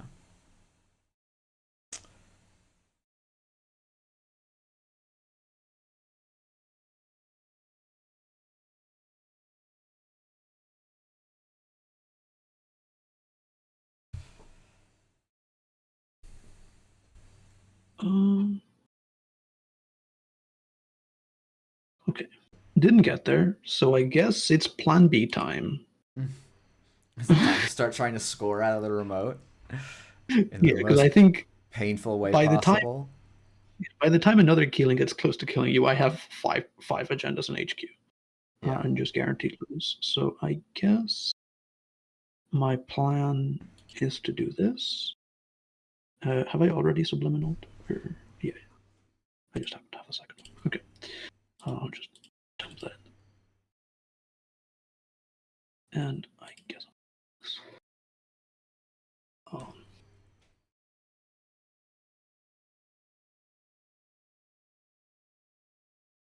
let's start here. Oh, right. Well, all my agendas are in HQ, but also that's not true because R&D is basically only 8 cards. But yeah, I think I'll poop you off of R&D for the memes or something. I guess I could have. Have you gone through both of your pinholes? I still have a pinhole left. Yeah. So even server 2 isn't that safe from just getting pinholed. Oh yeah, maybe that's what I'm supposed to do is just pinhole your upgrade and then run server 2. Yeah.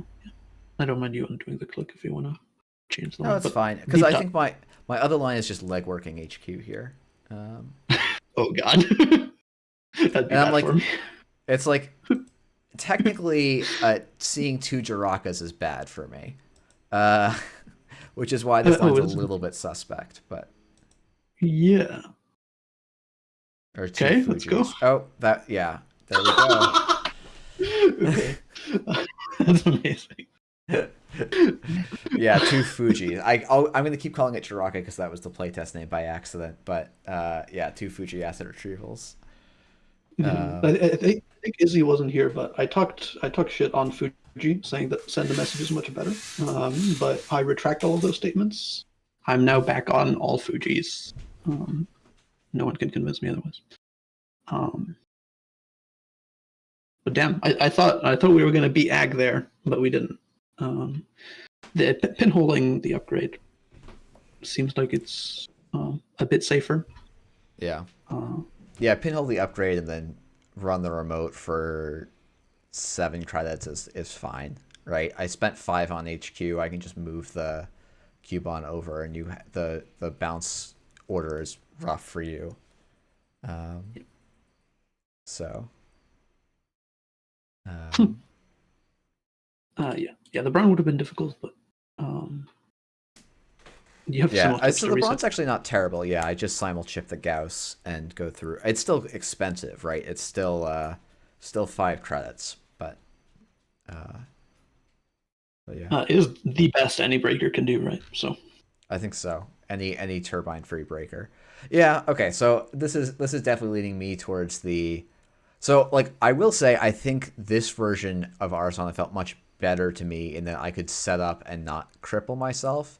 The thing I kind of want to look at is the Salmir's list, which is on Aeneas Informants and then the same engine. Yeah, in this matchup, Aeneas will be very sad. Yeah, I think if you ever it's see not super impactful on this matchup. But in general, it's the thing that it's doing is a full fixed breaker rig with turbine stuff. And yeah, I feel vindicated that this, like, even though I didn't get there, I think there's ways that I probably could have piloted better to get there, and maybe adjusted my deck a little, like, a little bit of deck adjustment stuff. I actually felt the not some card choices in there more than I thought I would, but yeah, Izzy, I think you're right that I can actually just kind of hold the. I guess Izzy. So my question for you is: do you think I just hold the remote here, like I just pinhole the upgrade and then just run server 2 as my last turn, instead of going for this legwork? I think. Yeah, you even have. I thought that since you were on 3 HP, hitting 2 Fujis at any point gets you anyway. But you can actually bounce back this Cuban and use it as HP. Yeah, I can bounce back stuff as HP. So even just like clicking for credits, bouncing that back, and then doing the legwork play next turn probably also guarantees a win there. Yeah, that's true. If I do something like this turn, pinhole the void, then go after server 2, then bounce the Cubon back next turn, draw up, and I have. No, I think I'm. Oh yeah. I draw up, bounce the Cubon. Legwork puts me at 5 card. I play the legwork and I go down to 4 and win. Yeah.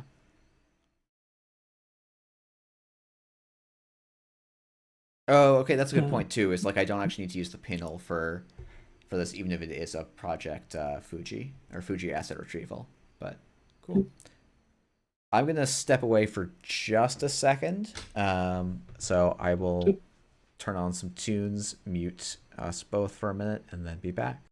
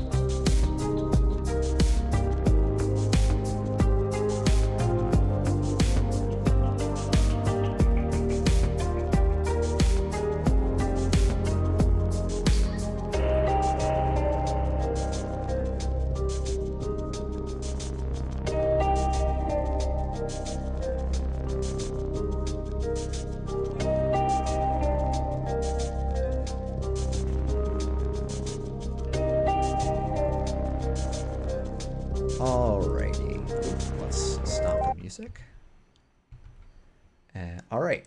Well, so I feel free. Like we've been going for just shy of 2 hours, so we could do one more if you want. But you also should feel free to duck, and I'll just do some regular other stuff. So, um, up to you.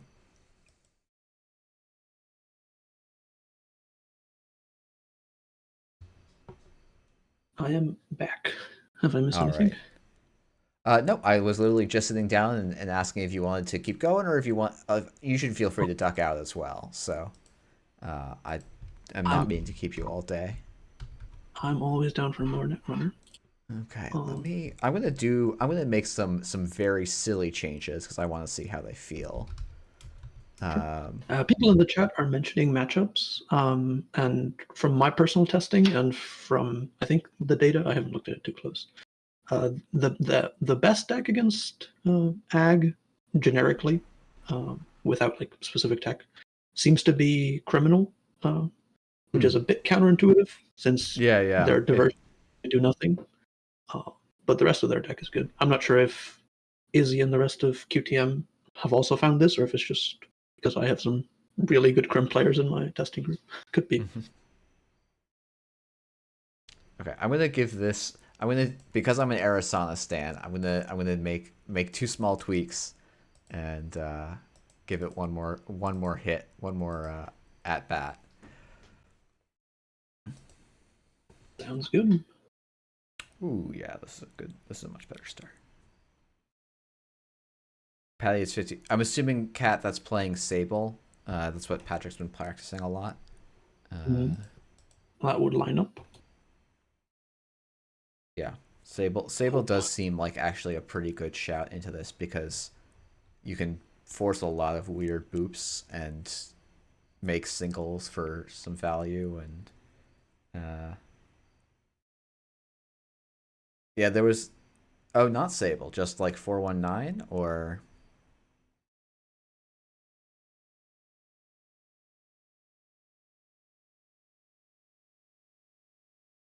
yeah, I think both Sable and 419 are very well positioned in different angles. yeah, Sable yeah. obviously has a lot more pressure, but you do also struggle to keep up with the 419 tax in the deck. So um, I think other Crims probably a bit more suspect. Those two definitely do. Yeah, yeah. Um, well, excellent. Taking all of the basic actions. Not sure what anything else you would need.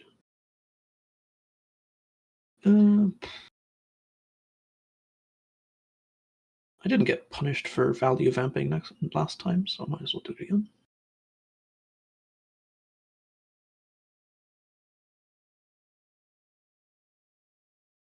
That's fine with me.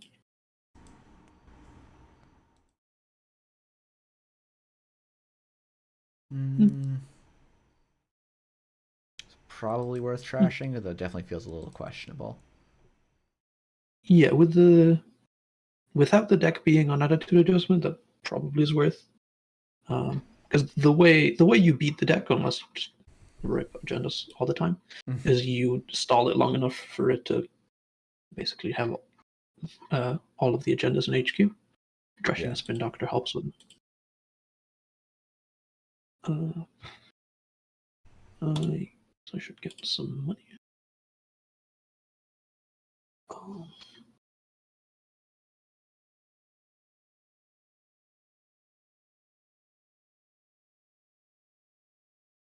Oh, that makes sense, Cat. Okay, so we're gonna order things so that's technically correct. Okay. Am I credit short to do the good play here? Oh, I'm a couple credits short. I think that doesn't change my play overall though.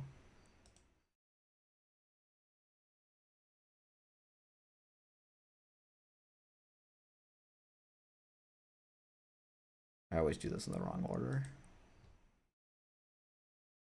Okay. Let's credit lily pad. Gachapon.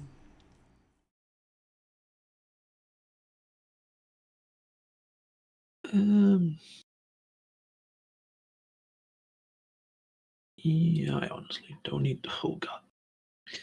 Um.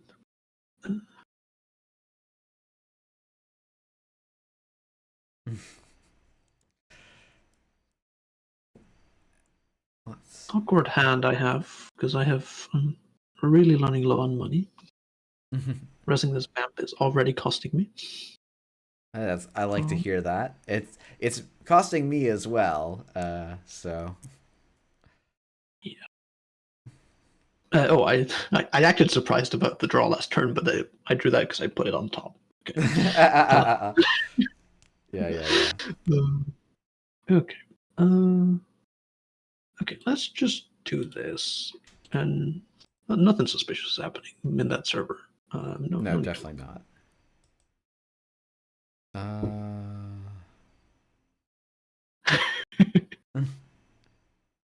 So yeah, I actually think Conduit's basically dead in this matchup. Maybe I'm wrong about that though.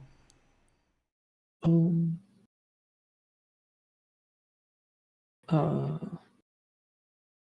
I mean, I think it end up being dead, but if you don't keep it in your deck, I probably just get to be very light on the R&D defenses. Yeah, so the question is like, can I put the Conduit down here and run? And actually, given what my hand is, that might actually be correct. Yeah, that actually turns the screws on me real bad. Yeah. Would you mind? Actually, is it my turn still? It is. Oh no, it's not. Whoops. Great. Yeah. What did I do? Just like it's a bit tempo negative, but it's not that bad for me. I can shuffle back pinhole. This line is very good if you have a hush to protect against possible Anansi nonsense. Yeah, and I do happen to have the hush, and the other 4 cards in my hand are basically dead. So I'm like, it's a nice. Yeah, it's a pretty solid run out for me. Oh yeah, okay. I guess the way I get out of this is manage arm on R&D. This is another big point for manage arm over cold sight. Cold sight on R&D is very embarrassing. Where's here? You're fine to put in there.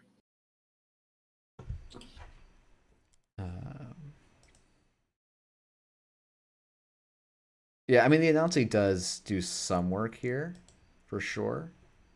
Like it makes R&D very safe. But this is you have a slap vandal in hand, but not the ability to play, right? I should also disable. Yeah, I mean the big thing for me is like this server 1 now is super weak. Oh yeah, which feels great. You can just go and look if you want. Time for it's not looking great for me. I guess we'll. I don't think I ever win by not resting this Anansi, but maybe. I actually wonder if you're just supposed to bounce me into Vampira Nessa, but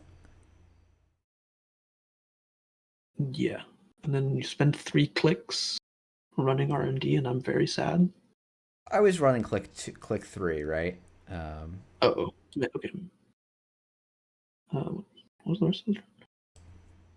It was like I wanted to get the buzzsaw down because I didn't want to lose it to damage, but I shouldn't have. I should have just actually run at click 1.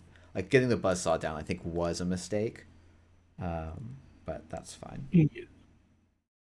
If it's anemone, take a bunch of damage. But if it's an Anansi, you only take 1 anyway.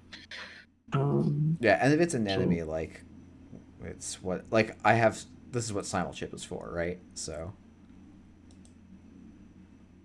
Yeah, I'm mostly counting on the fact that I have a Manogram to defend this slightly better. And if I boop there, I don't think I can ever Manogram there. Put back this. Without a Manogram, I think you just have to hope there's nothing at the top of the. And we're gonna put back this, I think. Also, clicking for credits is exactly where this deck wants to be, so I'm not too sad.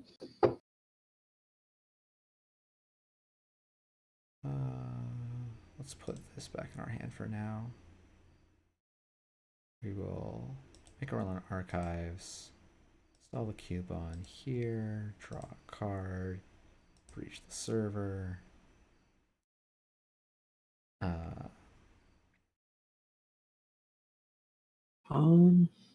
Is possible. Possible. I'm counting on the fact that I know you have a slap vandal in hand, right? I didn't hallucinate that part.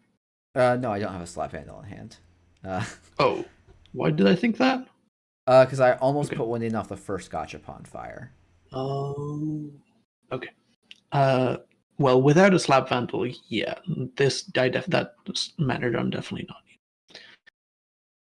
I actually slightly disagree with Izzy here, but for reasons that are maybe not entirely clear. I think Manic Arm is quite important here. I think it is fairly likely that a manager arm ends up in R&D regardless, but I don't think you run even if it's not there that turn. I'm not sure. If the Manic Arm's not there, I am running R&D 4 times that turn. Okay, that's fair. I'm pretty sure. Okay. I'm pretty sure. This is a Keeling deck, but I don't need Keelings that badly, surely. What I need is money. This guy down. I guess this line of mine is pretty bad into you picking the Hush back up, but I think that's fine.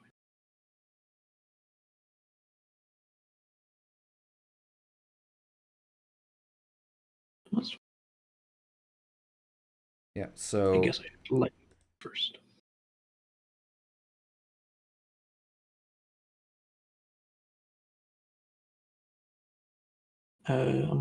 I'm firing everything. You're firing everything here. You get to do a rearranging. I'm definitely not drawing right, so I just need to do this rearranging once, and then that covers the rest of things. Yeah, here's the thing. The thing is, like, if we're trading turns here where nothing really happens, I think that's good for me on net. There's also a toothless announcer, right? Like the only thing that's happening is that you're taking a net damage. Yeah. Yeah, that's the thing. Like will save me for a while, but once this conduit gets to 5, rearranging does nothing. That's fair. Spoiler alert: I have another 2 agendas in HQ. Yeah. The thing for me right now is this is technically credit positive for me. It's like going down a card, but I don't think I care. Yeah, and also admittedly the manager room does just get trashed. So maybe it bought me time to get a Rashida off. Yeah, that's true. Actually, the corp can always just draw the agenda, but if the corp is drawing the agendas, I do just get to pivot to HQ at some point in the game.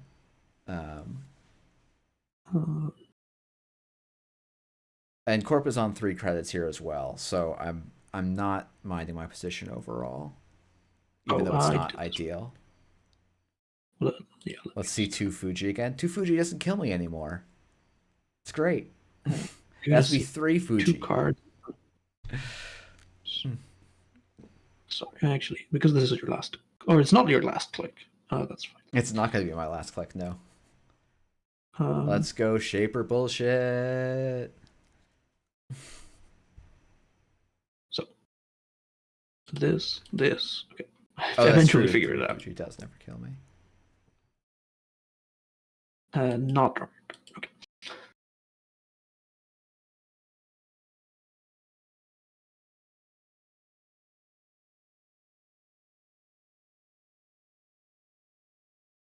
Wow, those are cards I'd never seen before.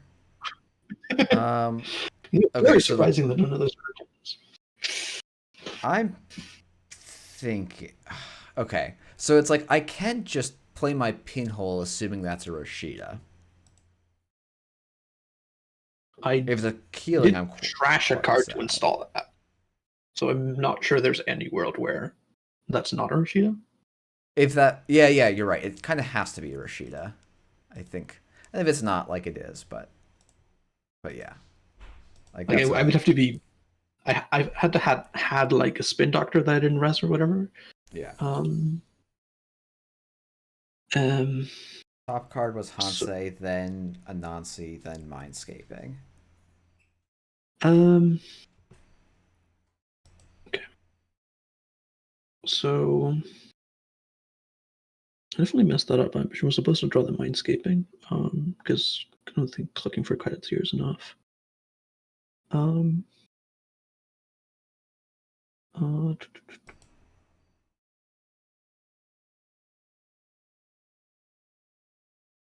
Oh right, I didn't actually think too much about the order because I was 100% sure that Rashida was firing. Ah, Um, okay. so I had the ag ability to protect it. I was like, yeah, Yeah. that was the one thing that He's does not. not. He's not going to spend his last pinhole on killing a Rashida. Um, if I thought about the possibility of you having it, I probably would have thought you would. If you want to just go But and pull it off the top, that's fine. uh, Because nah, it's 100% the correct thing to put on top. But I think this is maybe fine. I guess even with this line, I don't get to perch next turn. I'm not sure. Yeah, even mindscaping there, I'm not sure what, because there's still an agenda there, and you still pick up the agenda, and I'm sad, and I have I to mean, you hope can that in always the put the next. agenda on top of R&D and then draw it, right? I guess I have to That's like what the until you line find ends up something being. and I die. Yeah. Uh, so okay, no double agenda. That's good for me. So I'll do suppose. I like really need to draw one more program right now, just so I can sack and get a, because like if I can just turn off the Anansi shuffle 5, like it's great. But Yeah.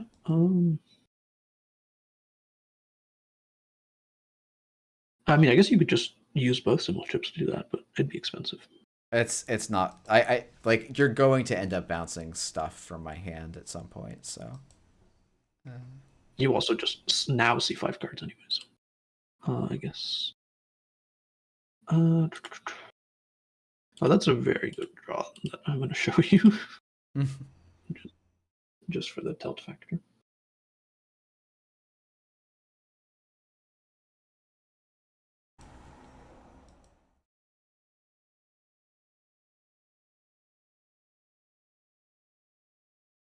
Yeah, all of those were seen. Okay. Draw. You didn't. Yep. Okay. Let's just draw again. So, step 1 is purging, probably. I guess you can overwrite too. Yeah, you can sim reset, get some agendas back in there. But Yeah. Thing is, if I sim reset, you see 6 cards, which yeah, I just never win. no. So okay, I guess the game plan is just you run HQ to try to get these agendas and always hit the sim reset. Okay, that is a, I suppose. Am I supposed to trash this Anansi before install? There's one net damage that you can't keep ignoring forever, and these things are just going to go onto something else, right? Yeah, I don't think I'm definitely not supposed to. Next question is, yeah, I can. Okay, I have a noetic, which I could have put on R&D. What the hell am I trashing from my hand? If I do that.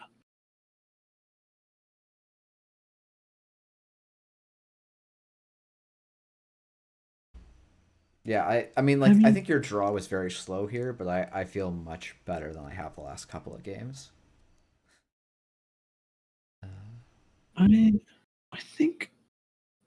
I mean, this analytic is not getting a use of doing anything else, so I might as well. I Draw a think that, card to have.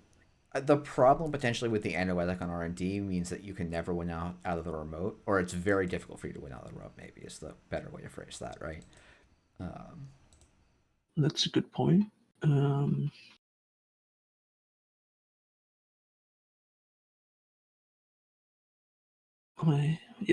I guess the hope is just to find the second one.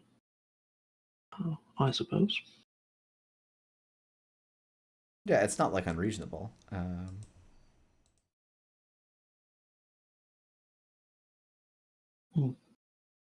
unfortunate. I was hoping to get that back. I was hoping to keep some of the cards in my hand.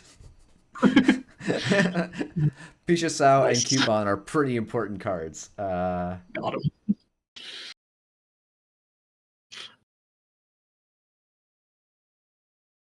I can still do this though. That might not be entirely a point for Fuji over send a message, since I'd be very happy to see a send here, but okay. You definitely have ice in archives, right? Yeah. So I'm gonna just. Against Ag, you probably don't need to check. Okay. Yeah. Oh, all right. Since it doesn't look like you're getting in anytime soon, I can probably delay the purge. That never comes back to bite me in the ass, right? Sure. Yeah, no, there's no world in which I do a Hail Mary play on R&D and you have to go, oh shoot, I'm dumping agendas into archives here. Yeah, let's just hope that I don't hit agendas from this.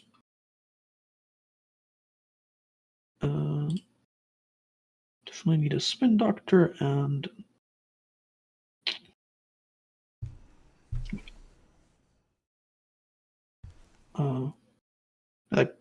I'll go with money. Well, that's unfortunate. That hand has more agendas than the one I spin back. I probably should have expected as much, right? You. There's only 3 points out of the game right now, right? And okay. I probably I don't know. Okay. I just hope that you don't sense the blood in the water. Yeah. So the thing is, even if I do, right, I don't think it's actually correct for me to go all out here. Well, that draw makes it more interesting for sure. These agendas in HQ aren't going anywhere. Yeah, exactly, right? That's the thing. It's like I can my board state just advanced way more than your board state did this turn, so I don't mind too much. And like if you Hansei review here, my play looks a bit silly, but okay. I think on your turn, I'm gonna do this. Mm-hmm. That seems all right. Okay. We'll put this guy back in my grip. Now I feel like it's a good turn to run archives or HQ. Excuse me. Oh yeah, because you have turbine belts on. Yeah. Now it costs 2 credits. So let's put down the Hush is the most important card to keep in my hand. So let's do this. Let it rip.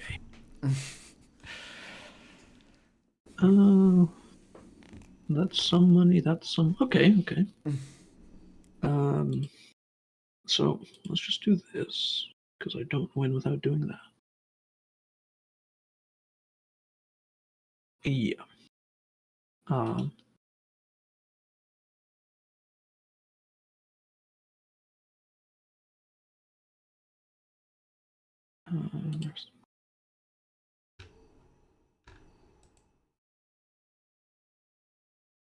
Yeah, I do kind of wish I had disruption here, but so it goes.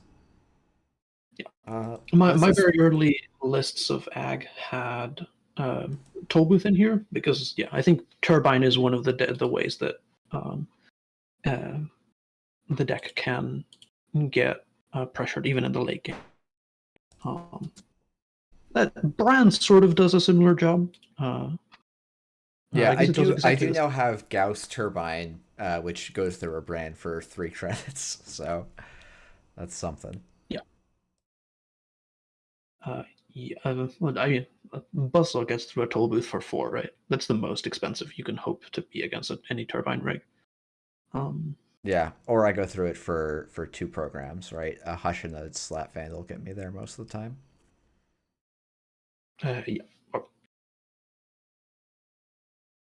That is why there won't be any toll booths in any future versions, because yeah, Hush is just devastating for toll booths.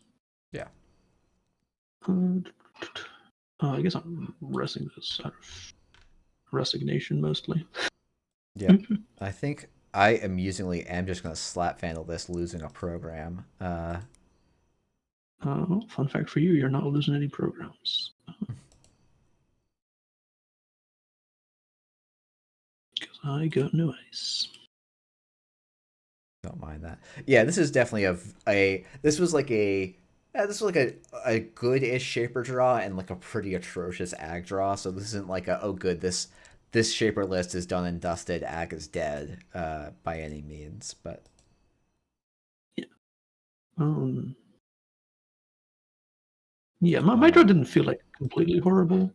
oh, I feel like against finally happened. That definitely felt longer than 11 turns, but yeah. um, yeah. Cool. Yeah, against decks that aren't on turbine, it is very easy for this deck to, even if it has a bad draw like this one, to just like grind the runner out of resources completely, even with bad Yeah. draws. Yeah, that makes sense. But That makes turbine's a important. lot of sense. Yeah. 2 Keybons, a legwork in the bottom of the deck here. Oh yeah, I had one more. So would have been there. But yeah, turbine's a good card against this specific one. Gold level. What's the why lie in? Why? So living mural, I was trying out just purely as a Nazi tech. It also this does get. So this is like purely trying, like if people are going bigger on sentries, I think living mural is better hypothetically.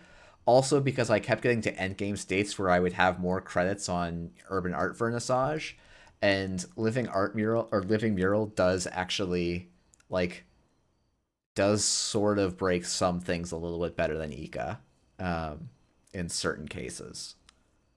Yeah, Ika is very, very efficient if they just have one big sentry. Yeah. You're very sad if they manage to rest 2 Anansi, or if they have a Sisenton in there that you have to deal with. But Yeah. this QTM Plus is not on Sisenton, so I don't. Yeah, Ika is definitely more than sufficient in here. Yeah. The The thing I kept finding is sometimes I'd be like, oh, I have like 3 or 4 credits, and I have 3 or 4 liquid credits and like 5 urban art vernissage credits, and so living mural is a little more efficient there. And in the early game, like Hush and Slap Fantal actually handle most sentries that you care about. Like Sysoton, no, obviously. And if people start playing a lot of Sysoton, then you have to figure something else out. But I also think Sysoton's not too great if people are running around with a lot of Carmens. But yeah. I don't know. Yeah, 5 for 3 isn't embarrassing for Sisenton, to be fair. It's not embarrassing, but it's not great. Yeah, turbine. For the urban art, you probably just like ignore the credits that are on it at a certain point. Yeah, you just stop bouncing stuff and fantasy just let it be. living mural stuff. Yeah, it's good. Like, I guess you still need to pay. Wait, don't you still pay 4 for an Anansi? Yeah, you still pay 4 for an Anansi. So, but you pay 6 the first time you break an Anansi with Ika. Yeah, so it's good against multiple Anansis. That's fair. Yeah, we beat Ag. We did beat Ag. Achievement complete. Achievement complete. I do think actually the potential world of like, hey, they res a Vampira Nessa, like the way that this Arasana deck often won, and part of the reason that I'm like really trying to figure out if I can cut some of the burst econ or some of the burst econ for environmental testings. It's still to me the gambles are like the card I want to cut the most. Is because often the econ for this deck is doing something like, especially now after the turbines in the rig, it's like, oh, if I can get 2 Cubons on the Vampira Nessa, I actually make credits going through it, and I can do that for a whole turn and like basically be clicking for 2 and getting card accesses. Yeah. And you With usually only need Turbine, 1 turn of that. So yeah. Yeah. The other thing is that with Turbine, you often like don't need many credits at all. yeah, The only place where you'd start sinking credits is if you're running into manager arms or whatever. yeah, But just breaking ice is so cheap that you don't really need the extra money. yeah. No, definitely. But it helps you in the mid game a lot. Getting into 9 credits off environmental testing is insane. Yeah. Great. I think maybe we'll call it there. We slayed the beast. This is conclusive proof that Ag is Yeah. unplayable and no one should bring it to Intercontinentals. Yeah. And SBT, you can stand down. No need to ban Keeling or anything, because we found a deck that beats it 1 out of 3 sample size. So clearly it's balanced. That's pretty close. 66% is about 60% is about the 55% target. So we're all good. We're all well and good. Yeah, Izzy, this is basically just your list, but with Manager Arm instead of Cold Sight. Yeah. This is just universal agreement swapping these for Manic Armside, right? Yes, Yeah, I don't think anyone can ever. Yeah, I do think. I think also the downside of swapping from an enemy to Sysotons is that it's just more expensive ice. Yeah. Potentially, but true. All right, I'm probably gonna close it out playing a little bit of op just to play something that's a little bit less brain burny. And thank you, Augustus, for coming on. And My pleasure. I'll go back to the chat and discuss includes with Izzy. Cool. All right. Thanks. Bye.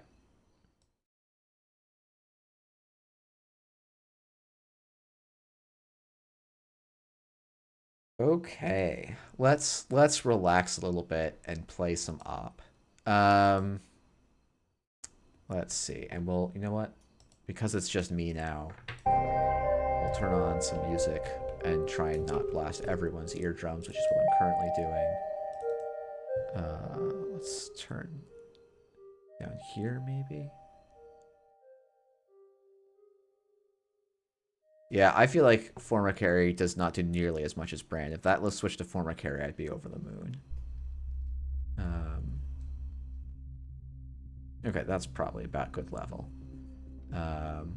Yeah, I would much rather go through a Forma Carry than a Brand. 100%. Okay. This is just my straight up list. I think we can make some changes. We're going to go down on Envelopment. We're going to go up on Audacity. No. We need to go up to the 3rd Sandstone. That might be the only change I make.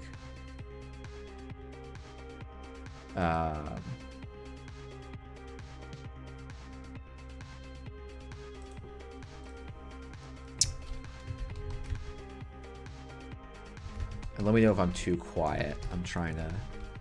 It looks like I'm probably just good enough, but I don't know. We'll see.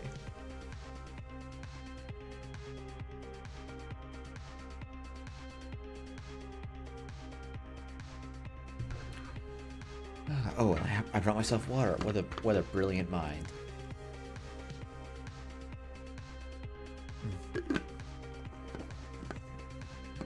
But cool. Nice to know that, like, if they don't land a Keeling turn 3-4, I'm okay.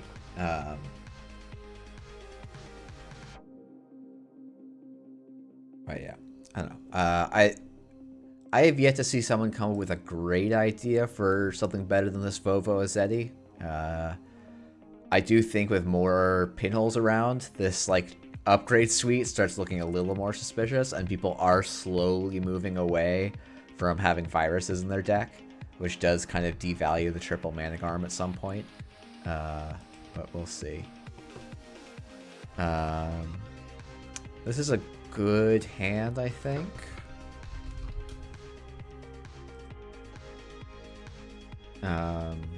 It's a little bit... It could be better. That's actually exactly how it could be better. That's hilarious.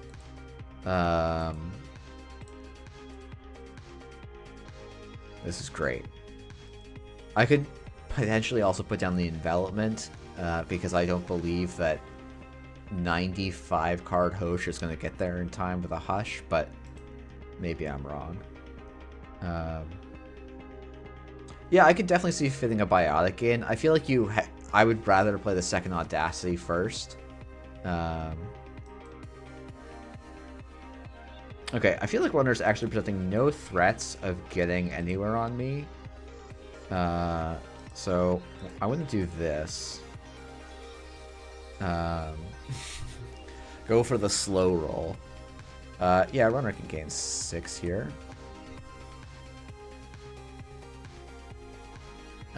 Runner is on 80 bajillion cards.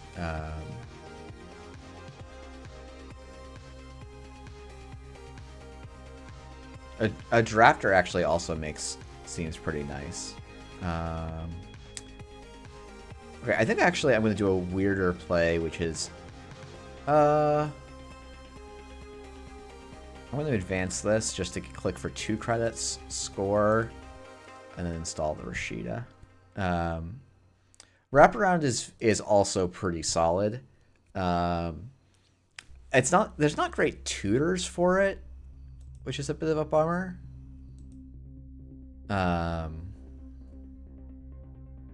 Ooh, are we going to Cleaver this? K2CP Turbine, Adore, Cleaver.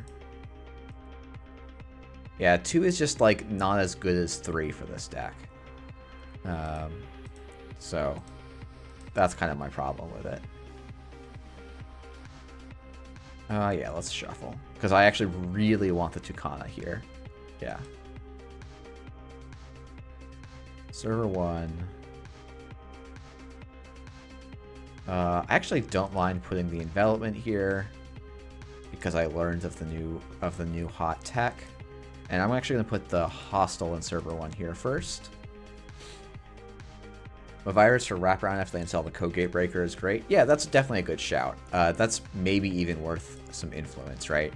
Like we're playing white space, so it's you cut the Vovo, you get a white space, and you cut something else and get it the second.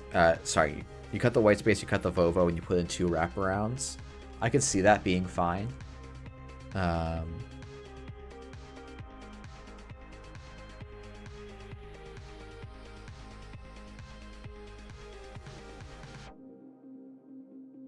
Okay, so I'm going to go res, advance, score. Let's do hostile first, then we'll go and put... I think the Whoredom on R&D, it seems like the most annoying thing for them right now. And then I'll put this on server 1. I would love a Mavirus here. A Mavirus Straw would have been very nice, but we got a Tucana, so I can't really complain. Okay, Buzzsaw comes down. Raindrops Cut Stone comes down. I'm going to res the envelopment. They're going to pay... Okay, interesting. They're going to let me just get away with an agenda score here.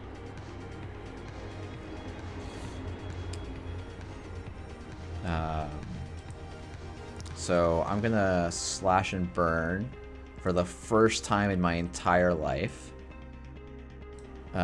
which is great. And amusingly, I think I put a Stavka on Archives here. Do I put a Stavka on Archives here? I feel like that's fine.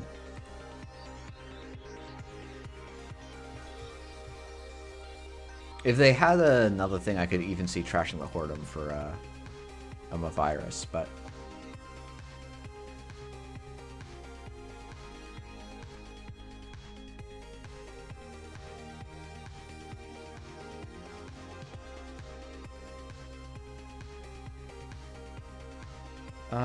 Do I rest this sandstone? I don't think I do. Okay, I was gonna maybe do an econ hostile takeover. Okie dokie.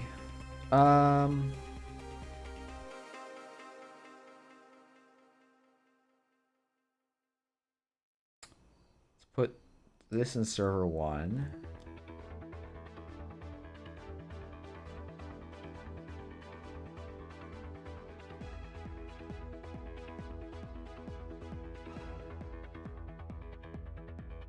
What is my play here? I actually am kind of out of great forecasters here.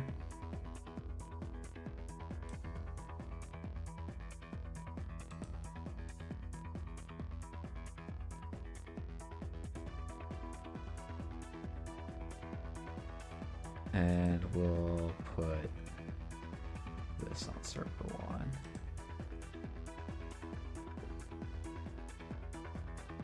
And now I'm feeling pretty reasonably happy. I just need to draw one of my 2 pieces here and the game is done.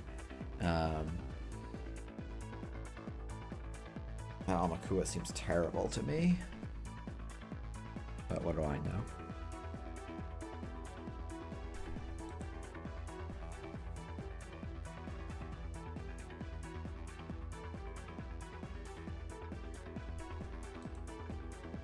Alright, GG's.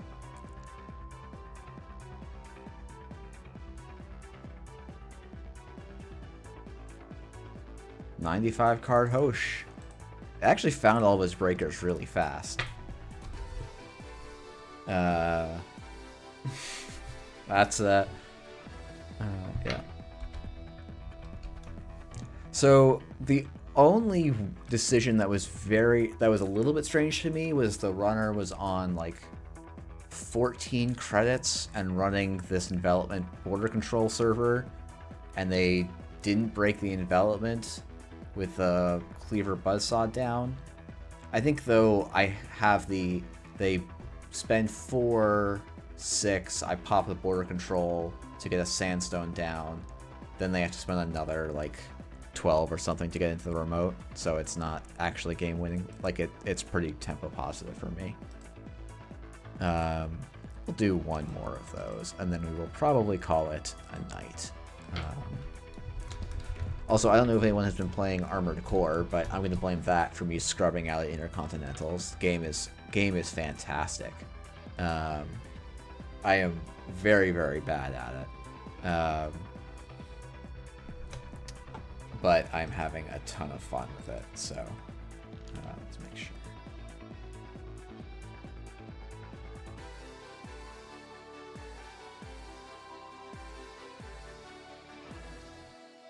Slash and Burn did real work there, and it is like I'm not super high on NWE's ones. I'm more partial to my own op lists. I think the calibration testing is fun, but I don't know.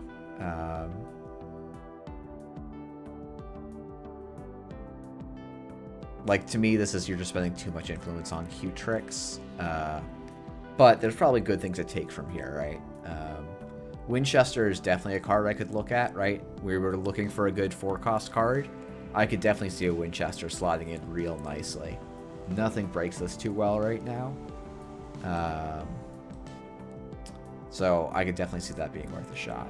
Did I miss that Canadian Nationals? Oh, this was... Wait, when was this published? July 19th. So this was a couple... This was the West Coast Canadian Nationals. Yeah, that makes sense. Yeah, Jai, it's... I will say... Armored Core is a little bit... I can't tell if it's actually harder or... It's very different. And you can just kind of, like, tank up and... Why is it tech on exactly one stop and exactly one half run? Vibes, I think. I think, like, I don't know. My impression is NWB is tested a little bit less than they historically have. And they might just be less high on the Stavka interaction because they assume that people will be teching about it. But yeah, I think at least I would say, like, if you don't mind spending, like, if you can down $70, you can give it a try for 2 hours. It runs very nicely on my PC at least, and I've been having a good time with it. And you can kind of just be like, I don't want to figure out how to dodge everything, and there's not an expectation that you're going to dodge everything.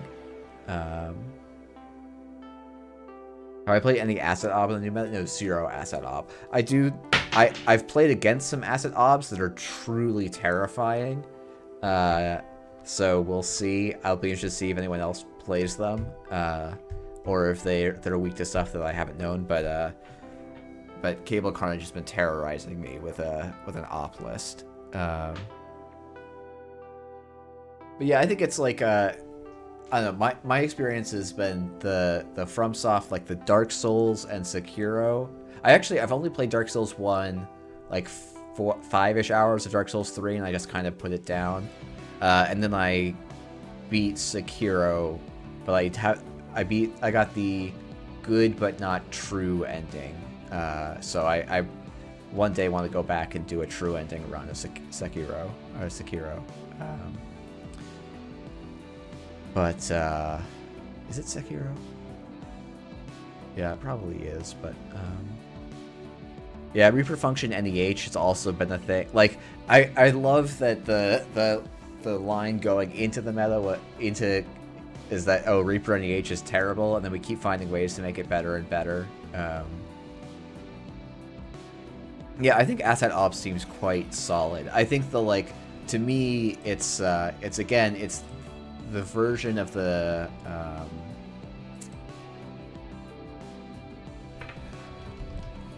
did this list ever get published?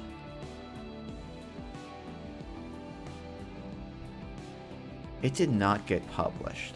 Ugh. Don't make me do this. I have to go to the Null Signal Games website. Who does that?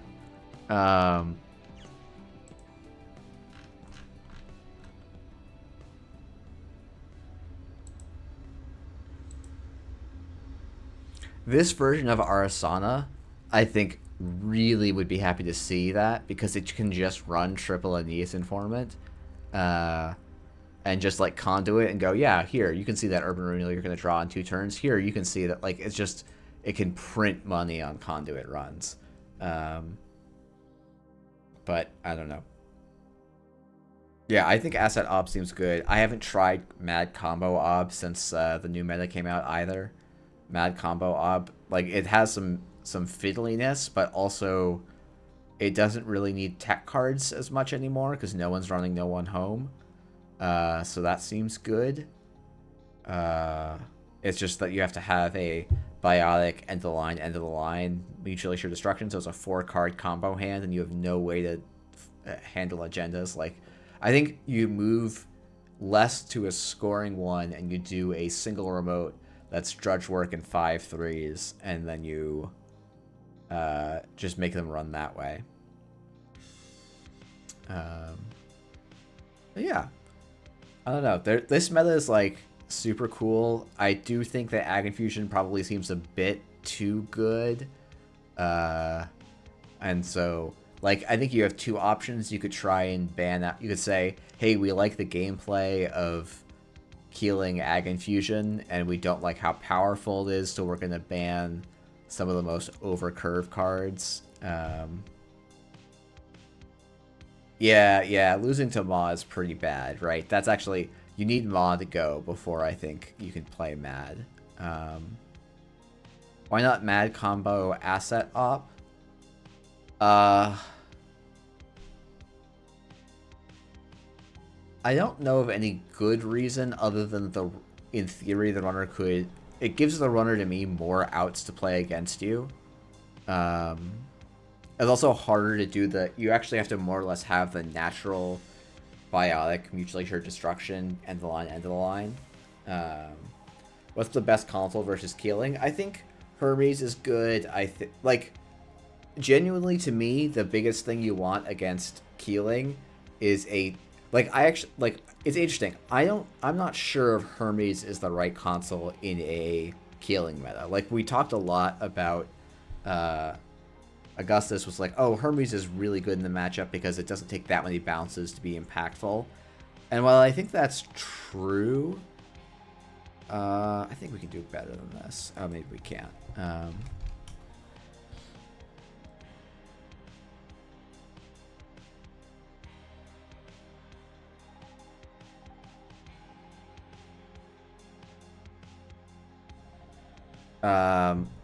Like, because Hermes can open up bounces in weird time. It can open up pinhole lines. It can bounce on protected Keelings.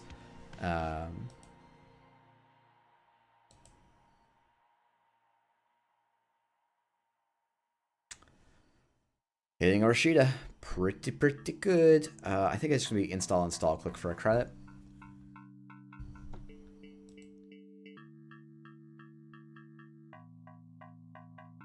Maybe it's not going to be install, click for a credit.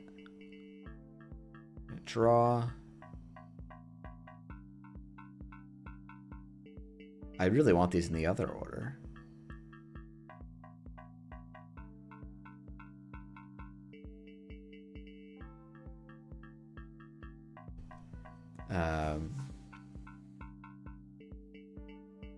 Yeah, for sure it was a bit unintuitive.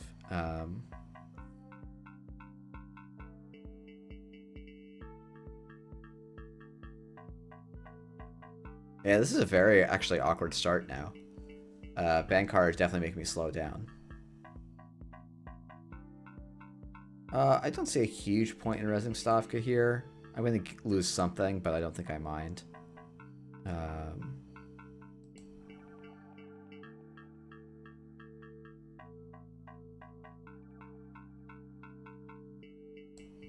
Alright, so this person's going really all in on some silly stuff, I think.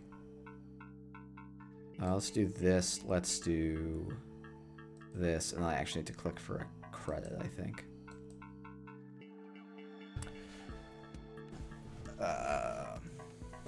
Okay, so I have a... If for some reason things don't get trashed... Ag is very sad to Keiko Stargate. I think, like, I guess part of my theory about Keeling is it compresses your ability to get value in the first 8 to 9 turns of the game. And it's why I'm a little bit skeptical of Hermes, but why I like stuff like Lilypad, Anacam, Paragon quite a bit. Because they actually help you keep up the tempo that Keeling is putting on. And AgInfusion kind of struggles to deny their actual value. Yeah, I'm fine with letting my opponent trash this. I don't think I mind. Can I trash the Stavka? Yeah, I can trash the Stavka.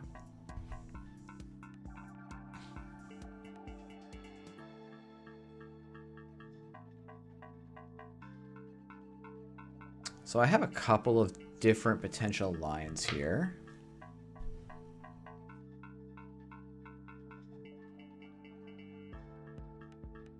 Oh, I guess it's actually I can just res the border control and pop it if I need to. Well, my opponent's just gonna rip all my agendas off the top of the deck, apparently. So maybe I'm just gonna get got here by an absolutely silly deck. But hey, if this gets me, it gets me, right? Interesting. This is hilarious. I think this is my line, though.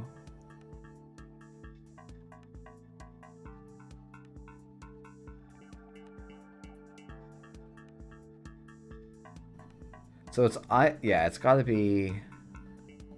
No, actually, it's not. It's just advance, score, bing.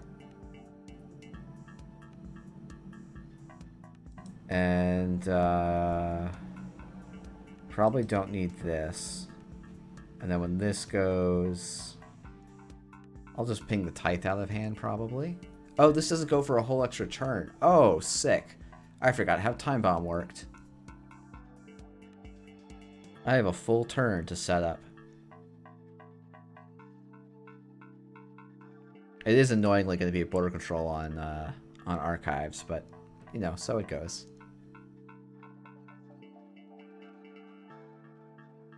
Okay. Credit, hedge, border control on archives, I think.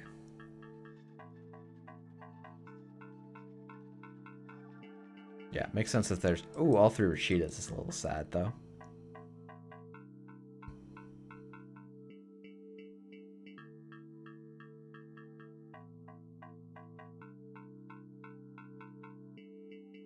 Can I lose the envelopment? Probably, yeah. I usually don't like Portum. Okay, that's fine. Oh, that's great. R&D...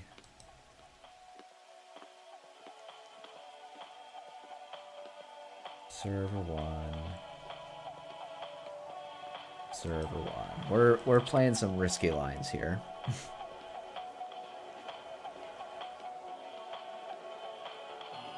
This is why it's a risky line for sure. Nope. Oh yeah, I just lose here. That's hilarious. That's really funny. Actually, I'm supposed to not... That's hilarious. I'm supposed to not trash the nah. That's what I'm supposed to do here. That's funny. Oh, that's really good. Yeah. I'm supposed to not trash the... Oh, interesting. They went for the almost guaranteed win and didn't go for it. That's funny. Yeah, they bounce the border control and win every time there. I'm supposed to not trash the nah and hope that my opponent sabotages. And then I get to discard the slash and burn. It's really funny. Not Resident Stavka was in fact the 200 IQ play there. Okay.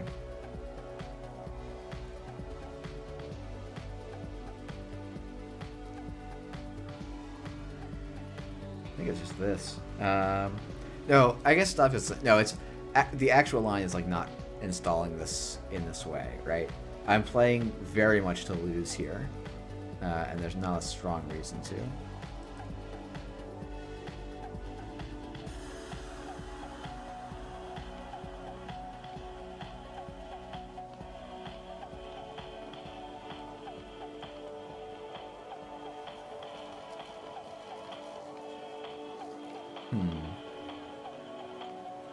So I can go res advanced audacity.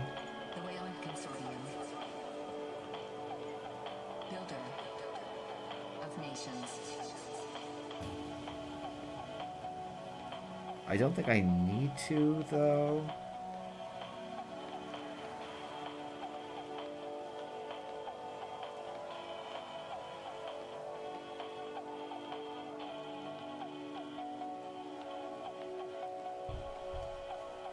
Maybe I'm supposed to, because then I have 4 points on Audacity counter and a pretty safe remote for a bit.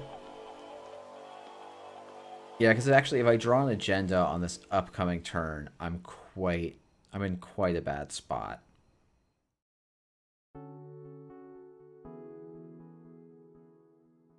I do actually want to sell the Stavka off. What am I thinking?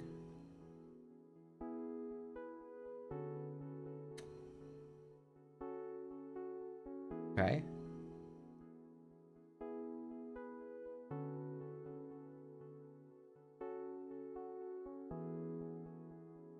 Yep. And we'll get, I think a magnet's the safest thing to get here. Because it means they can't botulus and get in.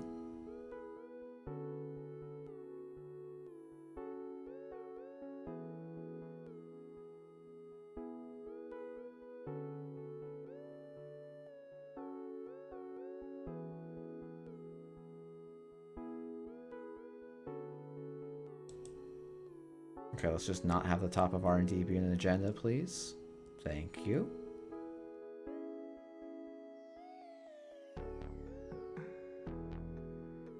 Now I'm feeling better.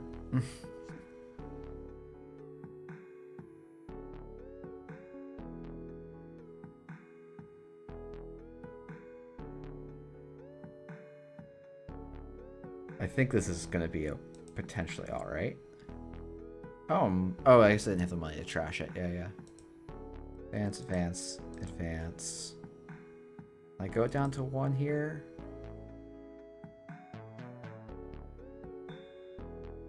Score. I just put this white space on R&D.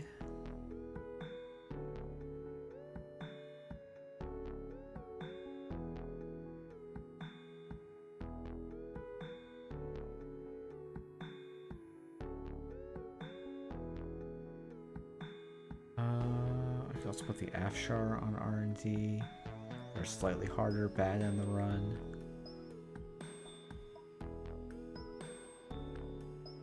Let's save myself a credit.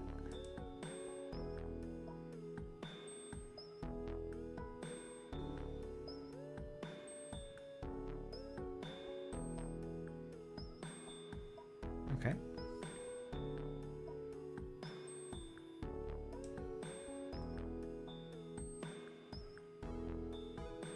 Cool. Didn't lose an agenda there, which is the only thing that cost me the game, probably.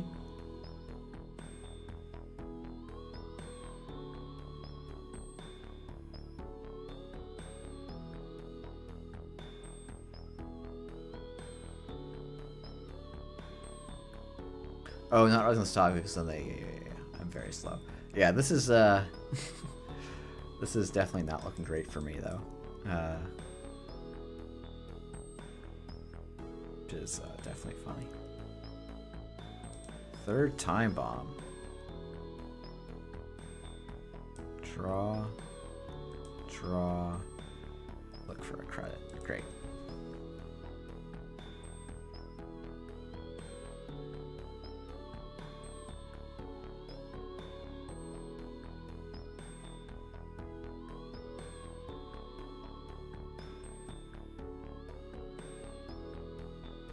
So I might actually, I just basically have to score, and I have to hope that my opponent doesn't smell the agenda here,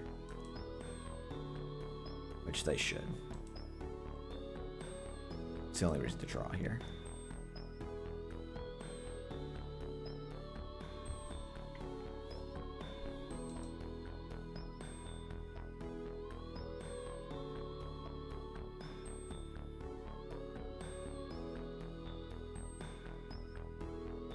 Is this the Australian West Nats deck? I don't know.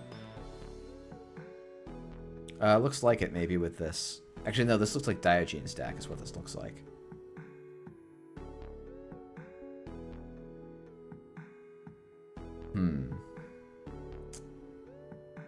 Well, I go install, advance. I don't have enough credits, so I just have to do it this way.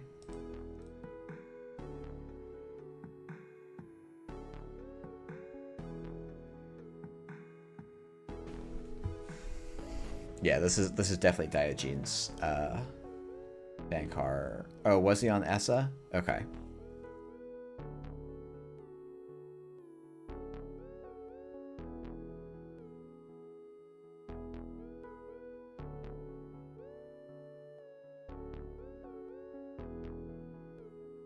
You think this is the Australian West Nats deck? Interesting. Did this deck win?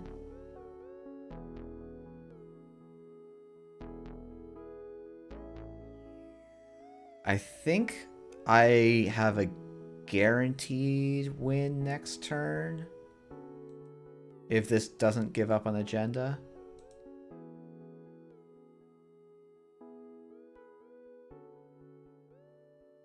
As long as this isn't an agenda, and there's 7, it's actually about like a 1 in 3 to be an agenda, I think.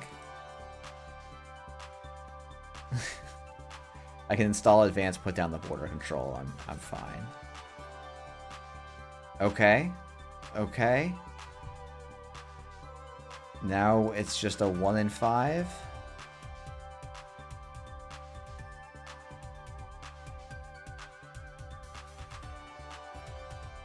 Okay, we got there. We had to win a bunch of low probability rolls, but also our opponent won a bunch of early ones.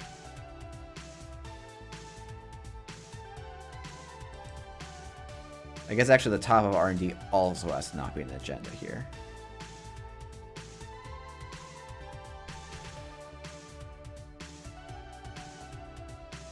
But yeah, I can just throw away the top 3 cards from my hand. Hate to see it, but don't have a lot of other choices.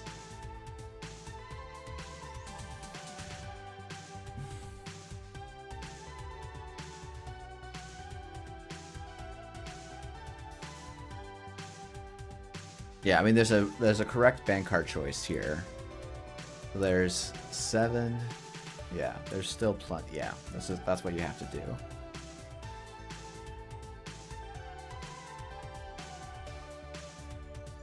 Oh, you know what? I don't think I. Oh no, I do have to advance the Oak Town because I can't Audacity on no cards. Yeah, it's just this. Literally, this entire game is this an agenda on the top of R&D? Can they win off of 2 singles on R&D?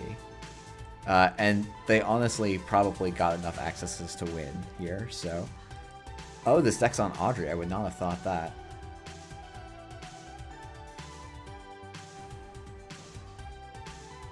They did not trash. They did not steal. So we got the win despite getting absolutely hammered in the early game.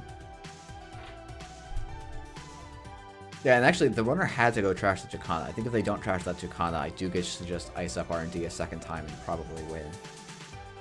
Which is funny. Yeah, this is actually like... I think Magnet is worth a little bit more than people think it is, just because Botulus is a card that people should still be playing, even if they're not. And Magnet makes you much safer against Anarch in general.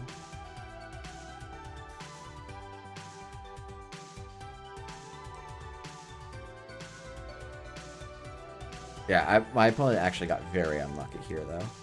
Because there's 5 agendas, so it was about a 1 in 3 to win the game. And they had 2 shots last turn that were 1 in 5s. So, like, 4 and 5 coming up my way 4 times. 5, 2, 4. Yeah, I only have about a 40% chance of winning this game. But they came up my way.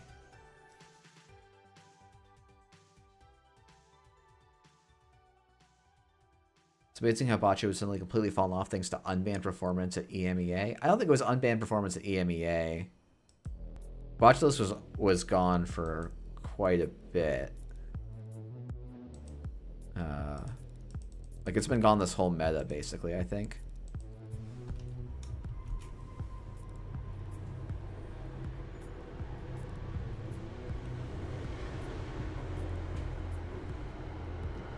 Did Unbanned even... Oh, I guess Unbanned did tear up EMEA, right? They had like a bunch of people on the top.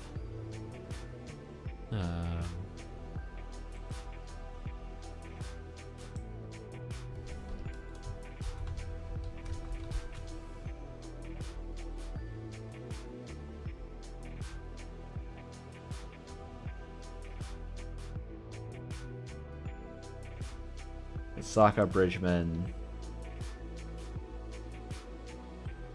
King. Is Rust... No, I didn't think Rust Rider was EMEA. I don't know. I guess to me, I'm like... Yeah,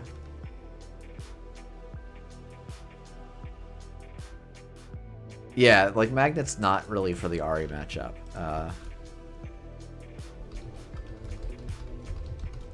Like, it's good. It's also nice against Slap Vandal charges, but, like, you have a lot of stuff that's good against Slap Vandal charges. Yeah, I definitely got very lucky that game, though. That's kind of funny. Yeah, it's funny, because when I look at this, I go, oh, wow, look at all the Snare Bears here. And yeah, they didn't win the event, but they did pretty well. So...